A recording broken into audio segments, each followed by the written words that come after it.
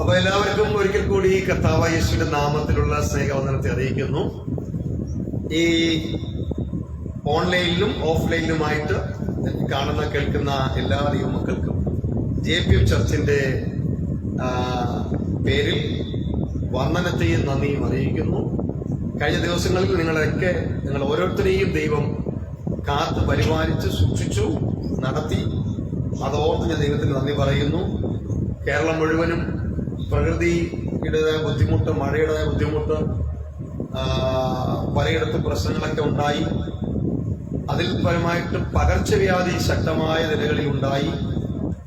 വിട്ടുമറന്ന പനിയും അതുപോലെ ഛർദിലും ബോഡിപ്പെയിനൊക്കെ ആയിട്ട് ഏത് വ്യക്തിയെ വിളിച്ചു ചോദിച്ചാലും ആ വീട്ടിൽ ഒരാൾക്കെങ്കിലും ഈ തരത്തിലുള്ള പ്രയാസങ്ങൾ ഉള്ളതായിട്ട് അറിയാനിടയായി. എന്നാൽ ദൈവസഭയിലും ദൈവസഭയിലെ മക്കളിലും ദൈവം വലിയ വിടുതലുകൾ ചെയ്തുകൊണ്ടിരിക്കുന്നു. ആമേൻ, ഹല്ലേലൂയ.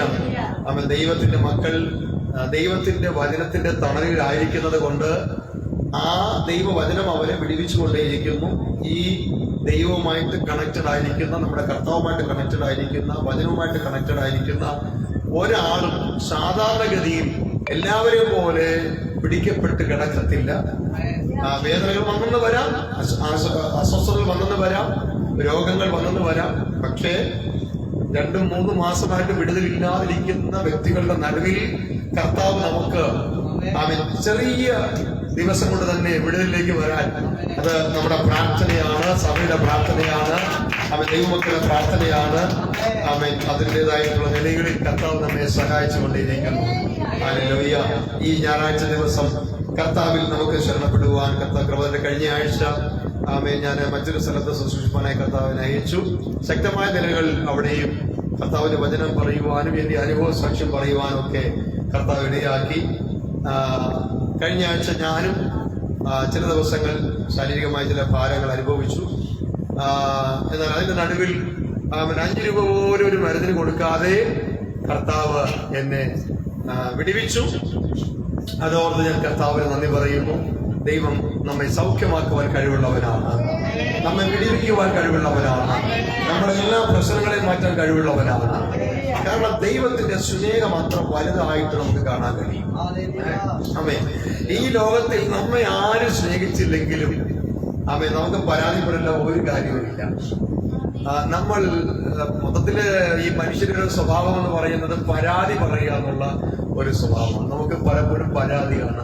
നമ്മുടെ കൂട്ടത്തിലുള്ള ആരെങ്കിലും വന്നില്ലെങ്കിൽ, അവര് സമയത്ത് വന്നില്ലെങ്കിൽ, വന്നിട്ട് നേരെ ഇരുന്നില്ലെങ്കിൽ, ദൈവത്തെ ആരാധിച്ചില്ലെങ്കിൽ, സ്തോത്രം, വന്നിരുന്ന് ഉറങ്ങിയാൽ ഒക്കെ നമ്മൾ പരാതി പറയാറുണ്ട്. സ്തോത്രം.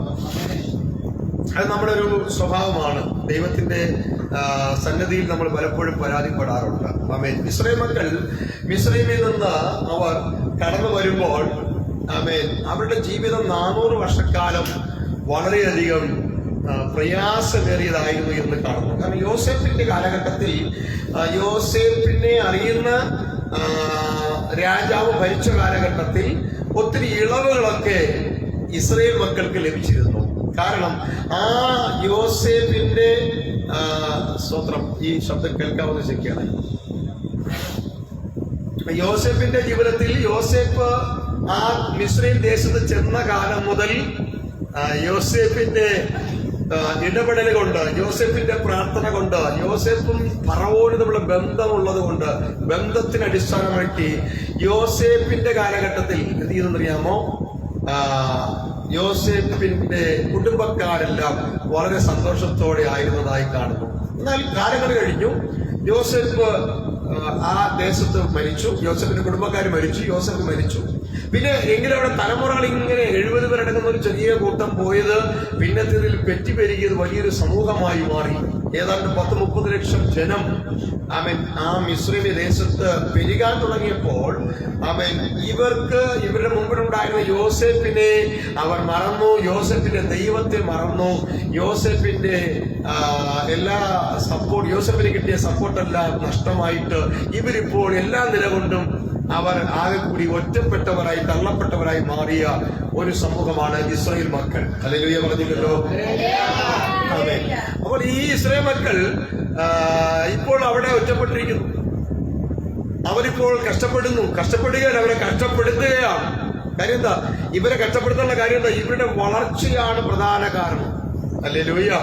ആമേൻ. ദൈവമക്കൾ എവിടെ വളരുമോ അവരുടെ വളർച്ചയെ ഇല്ലായ്മ ചെയ്യുവാൻ പല പദ്ധതികളും പ്ലാനുകളും സ്തോത്രം ശത്രു കൊണ്ടുവരും. നമുക്കറിയാം, നമ്മുടെ ഇന്ത്യയിൽ തന്നെ ക്രൈസ്തവരായിരിക്കുന്നവരുടെ സംഭാവനകൾ വളരെ വലുതാണ്.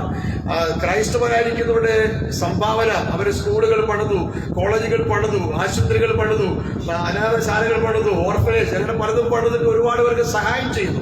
ഈ സഹായമൊന്നും അവരുടെ കയ്യിൽ നിന്നല്ല, പകരം മറ്റു സമ്പന്നമായിരിക്കുന്ന വിദേശ രാഷ്ട്രങ്ങളിൽ നിന്ന് ലഭിച്ച നന്മ കൊണ്ടുവന്നാണ് ഇവിടെ ഇതൊക്കെ ചെയ്തുകൊണ്ടിരുന്നത്. ഇവരാരും തീവ്രവാദങ്ങൾക്കൊന്നും ഫണ്ട് ഷെയർ ചെയ്തവരൊന്നുമല്ല. അനേകരുടെ പട്ടിണി മാറ്റി സ്കൂളുകൾ പണിതു, കോളേജുകൾ പണിതു. എന്നാൽ നോക്കണേ, ഇതിന് നിമിത്തം ദൈവമക്കൾ വളരാൻ തുടങ്ങി. അവർ വിദ്യാഭ്യാസത്തിൽ വളർന്നു, ആരോഗ്യത്തിൽ വളർന്നു. അത് മാത്രമല്ല, അവർ സുവിശേഷം പറയാൻ തുടങ്ങി. ഒരു കാലത്ത് ഒരു ജില്ലയിൽ ഒരു പാസ്റ്ററാണെങ്കിൽ, ഒരു സ്റ്റേറ്റിൽ 1-2 ദൈവദാസന്മാരാണെങ്കിൽ, ഇന്ന് ഓരോ വാർഡിലും ശക്തമായ നിലയിൽ വചനം പറയാൻ പ്രാപ്തിയുള്ള ദൈവഭക്തന്മാരെ സ്വർഗത്തിൽ ദൈവം എഴുന്നേൽപ്പിച്ചതിന്റെ കാരണം അവർ വളർന്നു വന്നത് കൊണ്ടാണ്. ഹല്ലേലൂയ. അപ്പോൾ ഇവരുടെ വളർച്ചയെ എങ്ങനെ തടയിടണമെന്ന് കുലങ്കഷമായി ചിന്തിച്ച ശത്രു എന്ന് പറഞ്ഞാൽ, ദൈവമക്കളുടെ ശത്രു എന്ന് പറഞ്ഞാൽ ഇവിടുത്തെ ഭരിക്കുന്നവരല്ല, ഇവിടുത്തെ BJP-ക്കാരല്ല. ദൈവമക്കളുടെ ശത്രു എന്ന് പറയുന്നത് ഇവിടുത്തെ മറ്റുള്ള മറ്റുള്ളവരല്ല, മുസ്ലിങ്ങളല്ല.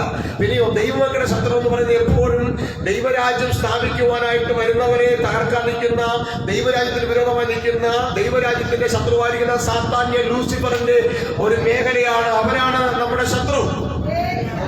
ആ ശത്രുവായിരിക്കുന്ന ലൂസിഫർ എന്ത് ചെയ്തു? അവൻ ഈ നമ്മുടെ ദേശം ഭരിക്കുന്ന ഭരണകർത്താക്കളുടെ മനസ്സിലേക്ക് കയറിക്കൂടി, അവരുടെ ഉള്ളിലേക്ക് കയറിക്കൂടി. എന്നിട്ട് അവരുടെ ഉള്ളിൽ ചിന്ത കൊടുത്തു, ഇവരെ ഇങ്ങനെ വളരാൻ അനുവദിക്കരുത്. ഈ ജനത്തെ ഇങ്ങനെ വളരാൻ അനുവദിക്കരുത്.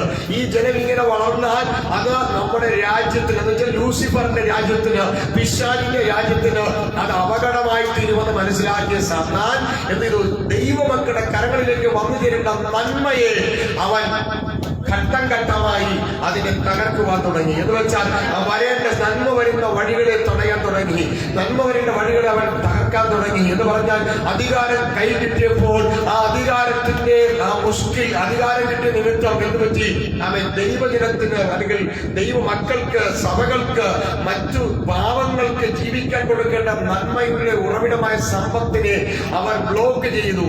FCR എന്ന് പറയുന്ന ഫോറിൻ മണി, ഫോറിൻ കറൻസി വരുന്നതിന് തടസ്സമായിട്ടുള്ള നിയമങ്ങൾ കൊണ്ടുവന്ന് അതെന്ത് ചെയ്തു? അതിനെ ബ്ലോക്ക് ചെയ്തു. ഇപ്പൊ എന്ത് പറ്റി? സഭയ്ക്കകത്ത് വേണ്ടതുപോലെ നല്ല നിലകളിൽ കുറെ ആൾക്കാരൊക്കെ മിസ്യൂസ് ചെയ്തിട്ടുണ്ടാകാം, പക്ഷെ ഒരുപാട് പാവങ്ങൾക്ക് ഇത് പ്രയോജനപ്പെട്ടുകൊണ്ടിരുന്നു, ഒരുപാട് ഇല്ലായ്മക്കാർക്ക് പ്രയോജനപ്പെട്ടുകൊണ്ടിരുന്നു, വീടില്ലാത്തവർക്ക് വീട് വെച്ച് കൊടുത്തിരുന്നു, വിവാഹം വിടാൻ കഴിയാത്തവർക്ക് വിവാഹം നടത്തി കൊടുത്തു.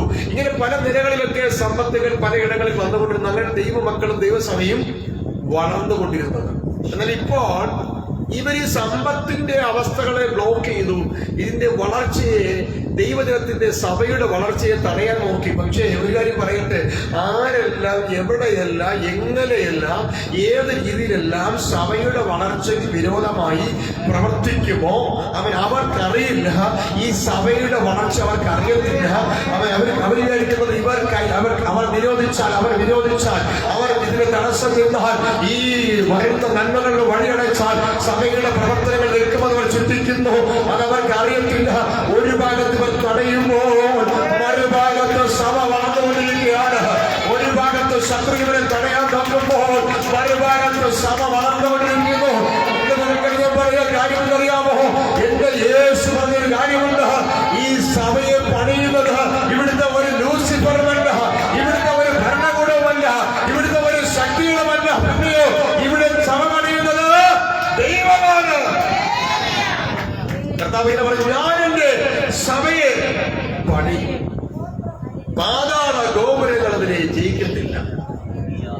പാതാള ഗോപുരങ്ങൾ ജയിക്കാൻ വേണ്ടി നോക്കുമ്പോൾ യേശു പറയുന്നു, ഞാൻ എന്റെ സഭയെ പണിയും. ദൈവം സഭയെ പണിയുന്നതിന്റെ, അല്ലെങ്കിൽ പിതാവായ ദൈവം പുത്രനായ ക്രിസ്തുവിന്റെ നാമത്തിലുള്ള സഭയെ പണിയുവാനായിട്ട് എന്താ ചെയ്യുന്നത്?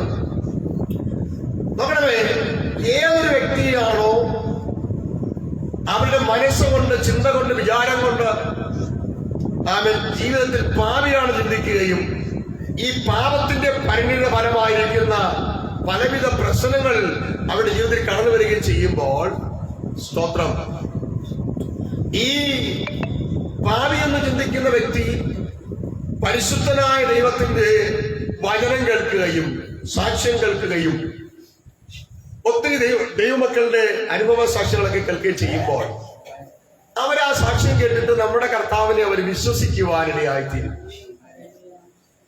ഞാൻ പറയാം, ഈ ലോകത്തിലുള്ള ഗവൺമെന്റ്, ഈ ലോകത്തിലുള്ള ശക്തികൾ മനുഷ്യനെ ക്രിസ്തുവിൽ നിന്ന് അകറ്റാൻ ശ്രമിച്ചാലും ഒതുക്കാൻ ശ്രമിച്ചാലും ഇവരുടെ മനസ്സിനകത്ത് കയറിക്കൂടിയ ക്രിസ്തുവിനോടുള്ള സ്നേഹം, ക്രിസ്തുവിനോടുള്ള വിശ്വാസത്തെ പറിച്ചു കളയാൻ കഴിയത്തില്ല. നമുക്ക് വേണമെങ്കിൽ നട്ടുപിടിപ്പിച്ച ഒരു ചെടിയെ, ഒരു വൃക്ഷത്തെ വേരോടെ പറിച്ചു കളയാം. പക്ഷേ ക്രിസ്തുവിനെ കുറിച്ചുള്ള ആഴമായ വിശ്വാസം അകത്തളങ്ങളിൽ വന്നുകൂടിയ ഒരു പൈതലിന്റെ അകത്ത് കിടക്കുന്ന വിശ്വാസത്തെ അതിനെ പറിച്ചു കളയുവാൻ ഇവിടുത്തെ ഒരു ഭരണകൂടത്തിനും കഴിയത്തില്ല, ഒരു രാഷ്ട്രീയ സംഘടനയ്ക്കും കഴിയത്തില്ല, ഒരു നേതാവിനും കഴിയത്തില്ല, ഒരു വ്യക്തിക്കും കഴിയത്തില്ല. കാരണം അവന്റെ അകത്താണ് രൂപപ്പെട്ടിരിക്കുന്നത്. അപ്പൊ നമ്മുടെ ഉള്ളിൽ വന്നിരിക്കുന്ന വിശ്വാസത്തെ കുറെ പണം തന്നാലോ കുറെ നന്മ തന്നാലൊന്നും ഇതിനെ പറിച്ചു കളയാൻ കഴിയത്തില്ല. അപ്പോൾ അങ്ങനെ ക്രിസ്തുവിനുള്ള വിശ്വാസം നമ്മുടെ അകത്ത് വന്ന്, അല്ലെങ്കിൽ ദൈവത്തിലുള്ള വിശ്വാസം അകത്ത് വരുമ്പോൾ, ആ വിശ്വാസം അകത്ത് വന്ന ആ വ്യക്തിയെ നിലനിർത്തുവാൻ സ്വർഗം ആമേൻ വ്യക്തമായ പ്ലാനുകളൊക്കെ ചെയ്ത് കഴിഞ്ഞിരിക്കുന്നു. ഇനി ഒരു പുതിയ പ്ലാൻ ചെയ്തുകൊണ്ട് ഒരു വ്യക്തിയെയും വിശ്വാസത്തിൽ നിലനിർത്തുവാൻ ദൈവം ആഗ്രഹിക്കുന്നില്ല. അതായത് ഇനി ഒരു പുതിയ ഭരണസമിതി വന്നാലും, ഒരു പുതിയ ഭരണകൂടം വന്നാലും, ഏതെല്ലാം അധികാരങ്ങൾ വന്നാലും, സ്തോത്രം, ഇനി അവർക്ക് ഈ ദൈവത്തിന്റെ പദ്ധതിയെ ഇല്ലായ്മ ചെയ്യുവാൻ കഴിയത്തില്ല. കാരണം ഓൾറെഡി ഈ ദൈവത്തിന്റെ പദ്ധതി ദൈവം അത് ഇംപ്ലിമെന്റ് ചെയ്ത് കഴിഞ്ഞു, അത് പ്രഖ്യാപിച്ചു കഴിഞ്ഞു, അത് നടപ്പിലാക്കി കഴിഞ്ഞു. ഹല്ലേലൂയ. ഇനി ഒരു പുതിയ നേതൃത്വം കയറി വന്നു, ഒരു പുതിയ അധികാരം വന്നു, പുതിയ നേതാക്കന്മാരി വന്നു, അല്ലെങ്കിൽ പുതിയൊരു വ്യക്തി സൃഷ്ടിക്കപ്പെട്ടു. ഈ പ്രസ്ഥാനത്തെ തകർത്ത് കളയാം, ഈ ആരാധനയെ തകർത്ത് കളയാം, അവ എന്നൊക്കെ ചിന്തിച്ചുകൊണ്ട് കയറി വന്നാലും മനസ്സിലാക്കണം, അതേ തകർത്ത് കളയാൻ കഴിയത്തില്ല. കാരണം ദൈവം ഇത് 2000 വർഷങ്ങൾക്ക് മുമ്പ്, അല്ലെങ്കിൽ 2025 വർഷങ്ങൾക്ക് മുമ്പ് തന്നെ അവൻ ഫൗണ്ടേഷൻ ഇടുന്നത് പോലെ ദൈവത്തിന്റെ പദ്ധതി അവൻ ഇട്ട് കഴിഞ്ഞു. പദ്ധതി യോഹന്നാന്റെ സുവിശേഷം 3-ാം അധ്യായം അതിന്റെ 16-ാമത്തെ വാക്യം ഒന്ന് വായിച്ചു. യോഹന്നാന്റെ സുവിശേഷം 3-ാം അധ്യായം അതിന്റെ 16-ാമത്തെ വാക്യം വേഗം എടുത്തുകൊണ്ട് വായിച്ചത്. യോഹന്നാന്റെ സുവിശേഷം 3-ാം അധ്യായം 16-ാമത്തെ വാക്യം.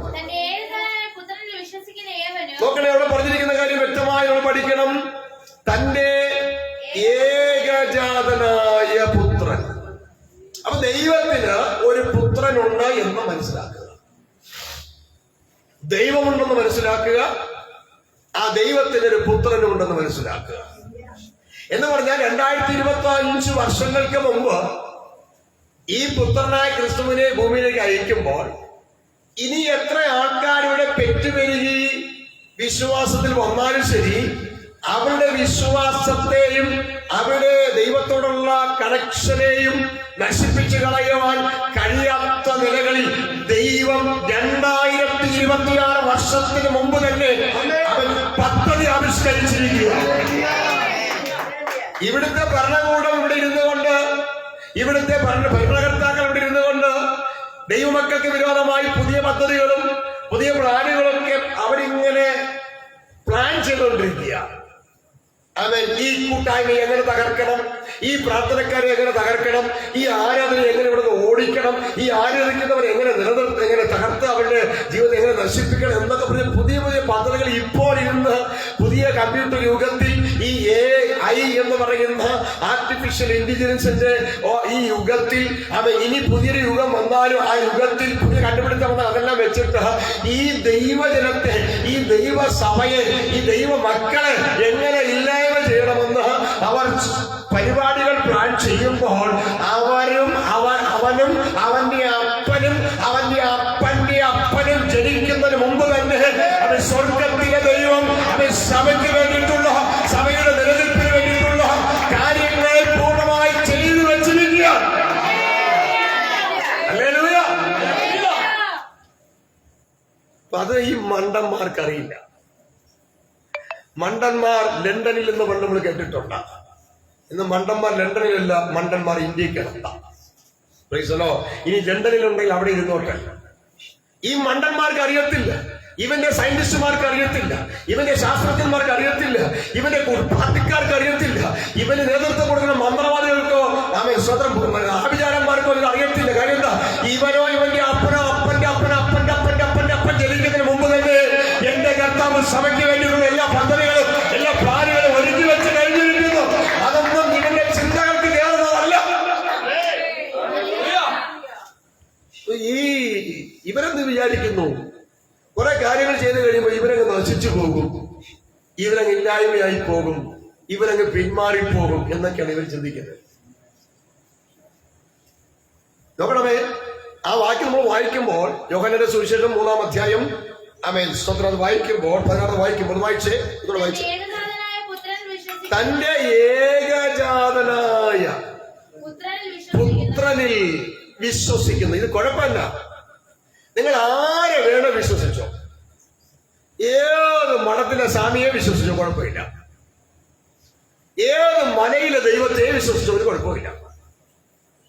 ഇനി കടലിന് നടുവിലുള്ള ദൈവമായാലും കുഴപ്പമില്ല, കാട്ടിലെ ദൈവമായാലും കുഴപ്പമില്ല, കല്ല് കൊണ്ടുണ്ടാക്കിയ ദൈവമായാലും കുഴപ്പമില്ല, മരം കൊണ്ടുണ്ടാക്കിയ ദൈവമായാലും കുഴപ്പമില്ല. ഇനി അത് ഒരു പുരുഷ ദൈവമായാലും കുഴപ്പമില്ല, ഒരു സ്ത്രീ ദൈവമായാലും കുഴപ്പമില്ല. ഇനി അതൊരു മൃഗത്തിന്റെ രൂപത്തിലുള്ള ദൈവമായാലും കുഴപ്പമില്ല, പാമ്പിനെയോ പശുവിനെയോ അല്ലെങ്കിൽ മറ്റെന്തിനെയോ നിങ്ങൾ വിശ്വസിച്ചോളൂ, നോ പ്രോബ്ലം. അതൊന്നും ഒരു കുഴപ്പമില്ല. ഇന്ത്യക്കകത്ത് ഇനി എന്തെങ്കിലും പുതിയ രൂപം ഉണ്ടോ? ആ രൂപം ഉണ്ടാക്കിയിട്ട് അതിനെ കൂടെ വെച്ചോ, ഒരു നിങ്ങൾ വിശ്വസിച്ച് കുഴപ്പമില്ല. അത് നിങ്ങൾക്ക് ആരെ വേണമെങ്കിലും വിശ്വസിക്കാം. പക്ഷേ നോക്കണേ, വിശുദ്ധ വേദപുസ്തകം വിളിച്ചു പറയുന്ന തന്റെ ഏകജാതനായ എന്ന് വെച്ചാൽ അവൻ സ്വർഗത്തിലെ ദൈവത്തിന്റെ പുത്രനായ ഏകജാതനായ തന്റെ പുത്രനായ യേശു ക്രിസ്തുവിനെ മാത്രം നീ എന്ത് ചെയ്യരുത്? നീ വിശ്വസിക്കരുത്.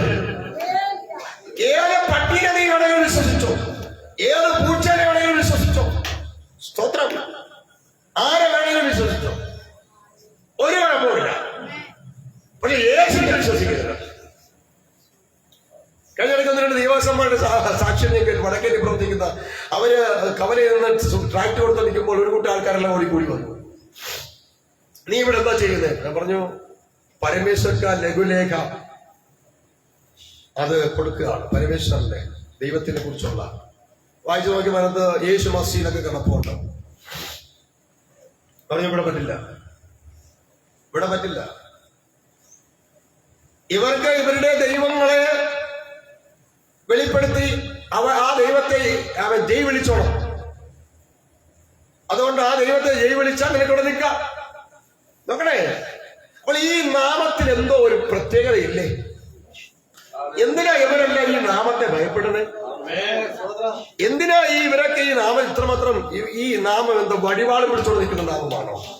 വാളും പരിചയം പിടിച്ചോണ്ട് നിൽക്കുകയാണോ? നാക്ക് നീട്ടിക്കൊണ്ട് നിൽക്കുകയാണോ? അല്ലല്ലോ. പിന്നെ നീ എന്തിനാ ഭയപ്പെടുന്നേ? ഇതിനകത്ത് ഇവരല്ല ഭയപ്പെടുന്നത്, ഇവരെ മൊത്തത്തിൽ കൺട്രോൾ ചെയ്യുന്ന പൈശാചിക മണ്ഡലമാണ് ഭയപ്പെടുന്നത്. അവൻ ശത്രുവിന്റെ പിശാചിന്റെ മണ്ഡലമാണ് ഭയപ്പെടുന്നത്. അതുകൊണ്ട് അവനറിയാം, ഈ ജനമൊക്കെ ആരെങ്കിലും ഈ കർത്താവിനെ വിശ്വസിച്ചാൽ അവന്റെ സാമ്രാജ്യം അവൻ തകരുവാനിടയായിത്തീരും. അവരുടെ സാമ്രാജ്യം നശിക്കുവാനിടയായിത്തീരും. നമ്മുടെ പറയുന്നു, അവൻ ദൈവം എന്ത് ചെയ്യുന്നു? ഈ സാമ്രാജ്യം കെട്ടിപ്പടുക്കുവാൻ നമ്മുടെ ദൈവം ഈ കർത്താവിന്റെ സാമ്രാജ്യം, ദൈവത്തിന്റെ സാമ്രാജ്യം കെട്ടിപ്പടുക്കുവാൻ ദൈവം ആയെക്കുറിച്ച് ചെയ്തത് ഈ ജനത്തെ സ്നേഹിക്കുക മാത്രം ചെയ്തത്. നോക്കണേ, ഈ സാമ്രാജ്യം കെട്ടിപ്പടുക്കുവാൻ ഏറ്റവും വലിയ മാർഗം എന്ന് പറയുന്നത് സ്നേഹമാണ്. അല്ലാതെ വടിവാളും കടാരയും പിച്ചാത്തിയും കാണിച്ച നമ്മുടെ ആരെയും ഈ സാമ്രാജ്യം കെട്ടിപ്പടുക്കാൻ കഴിയത്തില്ല. മര്യാദയ്ക്ക് വിശ്വസിച്ചോളം നോക്കി കഴുത്ത് കത്തുകൊണ്ട് വെച്ചാലും ആരും വിശ്വസിക്കാൻ പോകുന്നില്ല. അപ്പൊ ഇവിടെ ഈ സാമ്രാജ്യം അല്ലെങ്കിൽ ദൈവരാജ്യം വെളിപ്പെടണമെങ്കിൽ അവിടെ സ്നേഹമെന്ന് പറയുന്ന ആ ഫൗണ്ടേഷനിൽ മാത്രമേ ഇതിനെ പണിതെടുക്കാൻ കഴിയത്തുള്ളൂ. ഹല്ലേലൂയ. ബൈബിൾ പറയുന്നത് ദൈവം സ്നേഹമാണെന്നാണ്. ദൈവം സ്നേഹമാണ്. അപ്പം ദൈവത്തെ നമുക്ക് എങ്ങനെ വെളിപ്പെടുത്താൻ കഴിയും? നമുക്ക് ദൈവത്തെ വെളിപ്പെടുത്താൻ കഴിയുന്ന ഒരേ ഒരു മാർഗം അവൻ സ്നേഹം വെളിപ്പെടുത്തുക. എന്താണ് അങ്ങോട്ട് കൊണ്ടു പറഞ്ഞേ? അവൻ സ്നേഹം വെളിപ്പെടുത്തുക. സ്നേഹം വെളിപ്പെടുത്തുക. അവൻ ദൈവമക്കൾ തമ്മിൽ സ്നേഹം വെളിപ്പെടുത്തുക. ദൈവമക്കൾ തമ്മിൽ എന്ത് ചെയ്യുക? സ്നേഹം വെളിപ്പെടുത്തുക. ദൈവസഭകൾ തമ്മിൽ സ്നേഹം വെളിപ്പെടുത്തുക. ദൈവമക്കൾ മറ്റുള്ളവരോട് സ്നേഹം വെളിപ്പെടുത്തുക. നമ്മളെപ്പോലെ ക്രിസ്തുവിനെ അറിഞ്ഞവരോട് മാത്രമല്ല, അറിയാത്തവരോടും സ്നേഹം വെളിപ്പെടുത്തുക. സ്നേഹമെന്ന് പറയുന്ന അടിസ്ഥാനത്തിലാണ് ദൈവ കുടുംബം പണിയപ്പെടുന്നത്. സ്നേഹമെന്ന് പറയുന്ന അടിസ്ഥാനത്തിലാണ് ദൈവസഭ പണിയപ്പെടുന്നത്. സ്നേഹമെന്ന് പറയുന്ന അടിസ്ഥാനത്തിലാണ് ആമേൻ സ്തോത്രം ദൈവത്തിന്റെ സമൂഹത്തെ പണിതെടുക്കുന്നത്. ഹല്ലേലൂയ. അപ്പോൾ ദൈവം സ്നേഹമാണ് എന്ന് പറഞ്ഞാൽ ദൈവത്തെ ആരാധിക്കുന്ന ഒരു വ്യക്തിയെ എങ്ങനെ തിരിച്ചറിയാൻ കഴിയും? അത് വേഷത്തിലല്ല തിരിച്ചറിയേണ്ടത്, ഭാഷയല്ല തിരിച്ചറിയേണ്ടത്. അവൻ സ്തോത്രം. ഹല്ലേലൂയ. പിന്നെ എതിരാണ് ദൈവത്തെ അറിഞ്ഞ ദൈവമക്കൾ അവരെ തിരിച്ചറിയേണ്ടത് ദൈവസ്നേഹം വെളിപ്പെടുത്തി കാണിച്ചിട്ടാണ്. ഇവിടെ പിതാവായ ദൈവം തന്റെ സ്നേഹം മുഴുവനും വെളിപ്പെടുത്തിയത് സ്നേഹത്തിലൂടെയാണെന്ന് പറയുന്നു. തന്റെ ഏകജാതനായ പുത്രനിൽ വിശ്വസിക്കുന്ന ഏവരോടും ദൈവത്തിന് സ്നേഹമാണ്. തന്റെ ഏകജാതനായ പുത്രനായ ക്രിസ്തുവിൽ വിശ്വസിക്കുന്ന ഏവരും നശിച്ചു പോകാൻ പാടില്ല. ലോകത്തിൽ ആരും നശിക്കാൻ പാടില്ലെന്ന് ചിന്തിക്കുന്ന ഒരു ദൈവമുണ്ടെങ്കിൽ അത് നമ്മുടെ ദൈവം മാത്രമാണ്.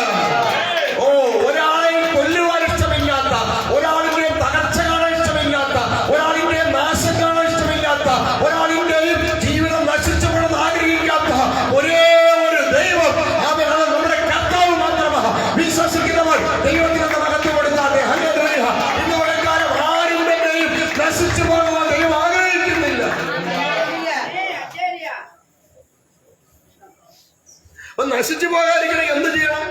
അതിനും പറയുമ്പോ തന്റെ ഏകജാതനായ പുത്രനെ പ്രിയ സഹോദര, പ്രിയ സഹോദരി, നീ ഒന്ന് വിശ്വസിക്കാൻ തയ്യാറായാൽ ഞാൻ വിളിച്ചു പറയുന്ന എനിക്ക് വേണ്ടി വന്ന് ജീവിച്ച് മരിച്ചടക്കപ്പെട്ട് ഉയർത്തെഴുന്നേറ്റ ഞാൻ വിളിച്ചു പറയുന്ന യേശു ക്രിസ്തുവിനെ നീ ഒന്ന് വിശ്വസിക്കാൻ തയ്യാറായാൽ അവൻ വചനം പറയുന്നു തന്റെ ഏകജാതനായ പുത്രനായ യേശുവിനെ വിശ്വസിക്കുന്ന ഒരാളും നശിച്ചു പോകത്തില്ല.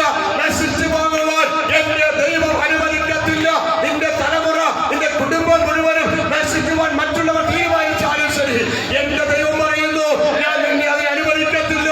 ഈ നശിച്ചു പോകാൻ ഞാൻ സമ്മതിക്കത്തില്ല. ഇങ്ങനെ ചിന്തിക്കുന്ന ഒരു ദൈവം ഇവിടെ ഉണ്ട്. ഇങ്ങനെ പറയുന്ന ഒരു ദൈവം ഇവിടെ ഉണ്ട്. വീട്ടിലുള്ള നമ്മുടെ മക്കളോടൊക്കെ ഒന്ന് പറഞ്ഞു കൊടുക്കണം, മോനെ നീ നശിക്കാതിരിക്കുവാൻ. നീ നിന്റെ കൂട്ടുകാരോട് പറഞ്ഞു കൊടുക്കണം, സുഹൃത്തെ നീ നശിക്കാതിരിക്കുവാൻ. നിങ്ങളുടെ മറ്റുള്ള ബന്ധുക്കൾ പറഞ്ഞു കൊടുക്കണം, നീ നശിക്കാതിരിക്കുവാൻ. നിന്റെ അയൽപക്കത്തെ വീട്ടുകാർ നീ പറഞ്ഞു കൊടുക്കണം, നീ നശിക്കാതിരിക്കുവാൻ. എന്താണ് ഈ നശിക്കുന്നത്? ഈ ഭൂമിയിലുള്ള എല്ലാം നശിച്ചു പോകും. മൂലപദാർത്ഥങ്ങൾ കത്തി അഴിഞ്ഞു പോകും. എല്ലാം തീക്കകത്ത് വെന്തുരുകി നാശമായി പോകും. ഈ ഭൂമിയിലുള്ള സകലവും ദൈവം തീക്കായി സൃഷ്ടിച്ചിരിക്കുന്നു. എന്നാൽ നശിച്ചു പോകാത്ത നമ്മുടെ ശരീരമൊക്കെ മണ്ണിൽ മറയുകയും തീക്ക് വയ്ക്കുകയും ചെയ്ത് നശിച്ചു പോകും. പക്ഷെ നശിച്ചു പോകാത്തതായിട്ട് ഒന്നുണ്ട്. അത് ദൈവം നമ്മുടെ മേൽ ഊതിവിട്ട ദൈവത്തിന്റെ ആത്മാവാണ്.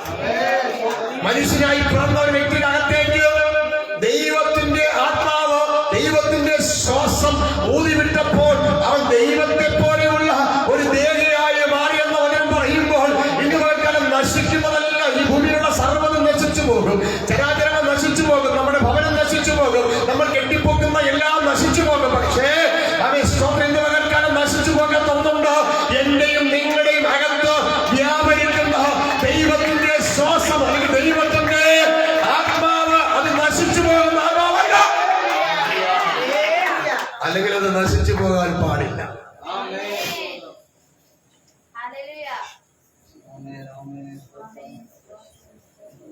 ഇന്ന് ഇത് കേൾക്കുന്നവർക്ക് എത്ര പേർക്ക് മനസ്സിലാവുന്നുണ്ടോ? ഞാനും നീയും നശിച്ചു പോകാൻ ദൈവം ആഗ്രഹിക്കുന്നില്ലെന്നാ പറഞ്ഞേ. എന്ന് പറഞ്ഞാൽ ഞാനിങ്ങനെ എന്റെ ശരീരം നൂറ്റാണ്ടുകൾ പഴക്കമുള്ള, നൂറ്റാണ്ടുകളായാലും മാറ്റമില്ലാത്ത നിലയിൽ തുടരുമെന്നല്ല ഞാൻ പറഞ്ഞ്. എന്റെ ഈ ശരീരം ഇവിടെ ദ്രവിച്ചു പോയാലും ദ്രവിച്ചു പോകാത്ത ഒരു ആത്മാവ് നമുക്കുണ്ടെന്നാ ഞാൻ പറഞ്ഞേ. അവൻ നമ്മുടെ രാജ്യം ഭരിക്കുന്ന നമ്മുടെ പ്രധാനമന്ത്രിയുടെ ആത്മാവ് നശിക്കാൻ പാടില്ല, നമ്മുടെ മന്ത്രിമാരുടെ ആത്മാവ് നശിക്കാൻ പാടില്ല, കേരളം ഭരിക്കുന്ന മുഖ്യന്റെ ആത്മാവ് നശിക്കാൻ പാടില്ല.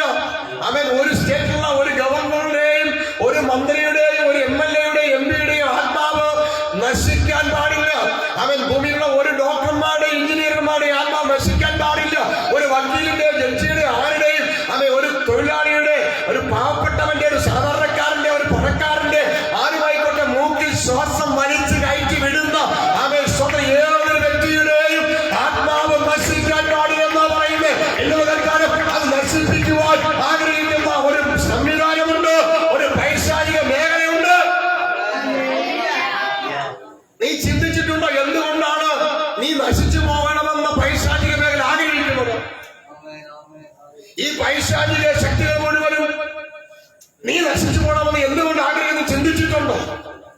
ബൈബിൾ പറയുന്നു നീ നശിക്കരുതെന്ന്, ദൈവം പറയുന്നു നീ നശിക്കരുതെന്ന്, യേശു പറയുന്നു നീ നശിക്കരുത്. പക്ഷേ മറുഭാഗത്ത് ഒരു വലിയ സമൂഹം, ഒരു വലിയ ശക്തിയുടെ കേന്ദ്രം പറയുന്നു ഇല്ല ഇല്ല, നിന്നെ നശിപ്പിച്ചിരിക്കും, നിന്നെ ഇല്ലായ്മ ചെയ്തിരിക്കും. നീ എന്തെല്ലാം നേർച്ച കഴിച്ചാലും, എന്തെല്ലാം പ്രാർത്ഥിച്ചാലും, എവിടെയെല്ലാം പോയി നീ കുമ്പിട്ടാലും ഞാൻ നിന്നെ നശിപ്പിക്കും. നമുക്ക് ചോദിക്കുക, എന്താ നിനക്ക് ഇത്ര വാശി? നിനക്കെത്ര വാശി എന്താണ് ഇവരെ നശിപ്പിക്കണമെന്ന്? നിനക്കെത്ര വാശി എന്താണ് ഇവരെ ഇല്ലായ്മ ചെയ്യണമെന്ന്? നിങ്ങൾ ആ ശക്തിയോട് ചോദിക്കണം. എനിക്കറിയാമോ, ലോക ചരിത്രത്തിൽ, ലോകത്തിൽ മനുഷ്യന്റെ ഇടയിൽ മനുഷ്യന്റെ നന്മയ്ക്കായിട്ടും മനുഷ്യന്റെ ഉയർച്ചയ്ക്കായിട്ടും മനുഷ്യന്റെ നന്മ ആഗ്രഹിക്കുന്ന ഒരേ ഒരു ദൈവം, അത് യേശു ക്രിസ്തു മാത്രമാണ്. അതുകൊണ്ടാ പറഞ്ഞ മറ്റൊരുത്തരിലും രക്ഷയില്ലെന്ന് പറഞ്ഞത്. മറ്റൊരുത്തരും രക്ഷയില്ലെന്ന് പറഞ്ഞ കാര്യം, അവൻ മാത്രമാണ് നിന്റെ നന്മ ആഗ്രഹിക്കുന്നത്, അവൻ മാത്രമാണ് നിന്റെ ഉയർച്ച ആഗ്രഹിക്കുന്നത്, അവൻ മാത്രമാണ് നിന്റെ എല്ലാ നിലകളിലുള്ള മാറ്റത്തെ ആഗ്രഹിക്കുന്നത്.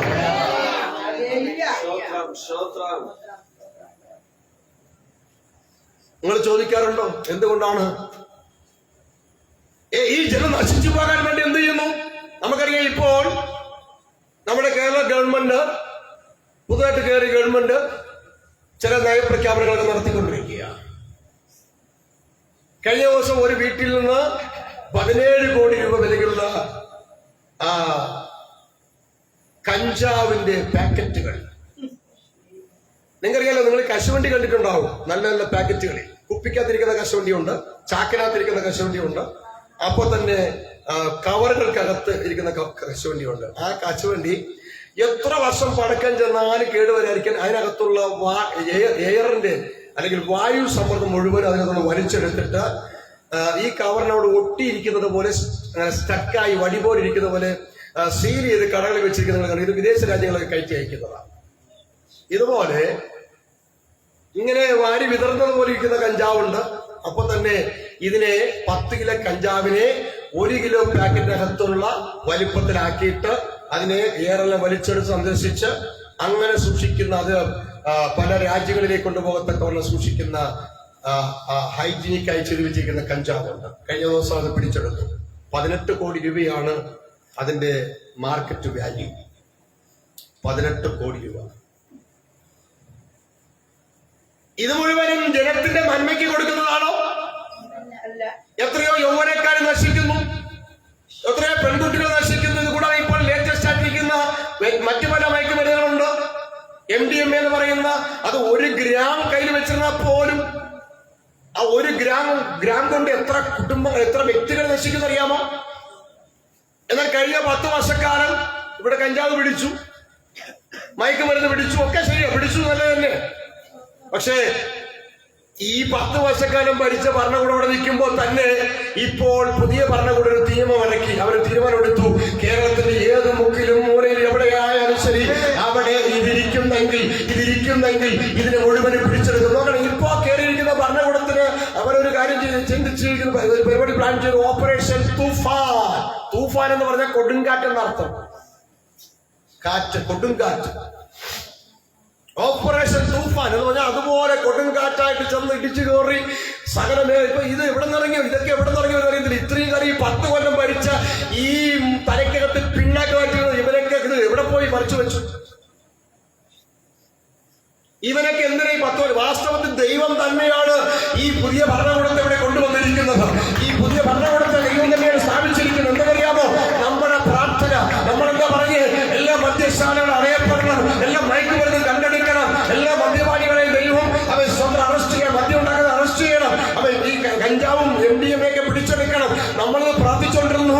ദൈവം അവരെ കേട്ടു. സ്വർഗത്തിന് ദൈവം ഉണ്ടായിരുന്ന ദൈവമല്ല, അവരെ കേട്ടിട്ട് കേരളത്തിലെ മക്കളെ നശിപ്പിക്കുന്ന, ഇന്ത്യയിലെ മക്കളെ നശിപ്പിക്കുന്ന, അവരില്ലായ്മ ചെയ്യുന്ന പൈശാചിക വേദനകൾ അവൻ പടച്ചുവിടുന്ന ഈ മയക്കുമരുന്നിന്റെ പദ്ധതിയെ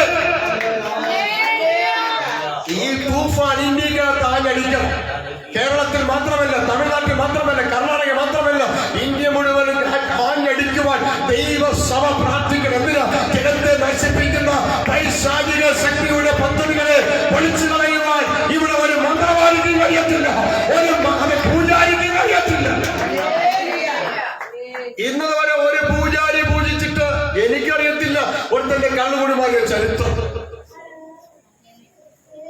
ഒരു പൂജാരി പൂജിച്ചിട്ട് ഒരുത്തൻ കഞ്ചാവടി നിർത്തി എന്നുള്ളത് ഞാൻ കേട്ടിട്ടില്ല, കൂടിയതല്ലാതെ.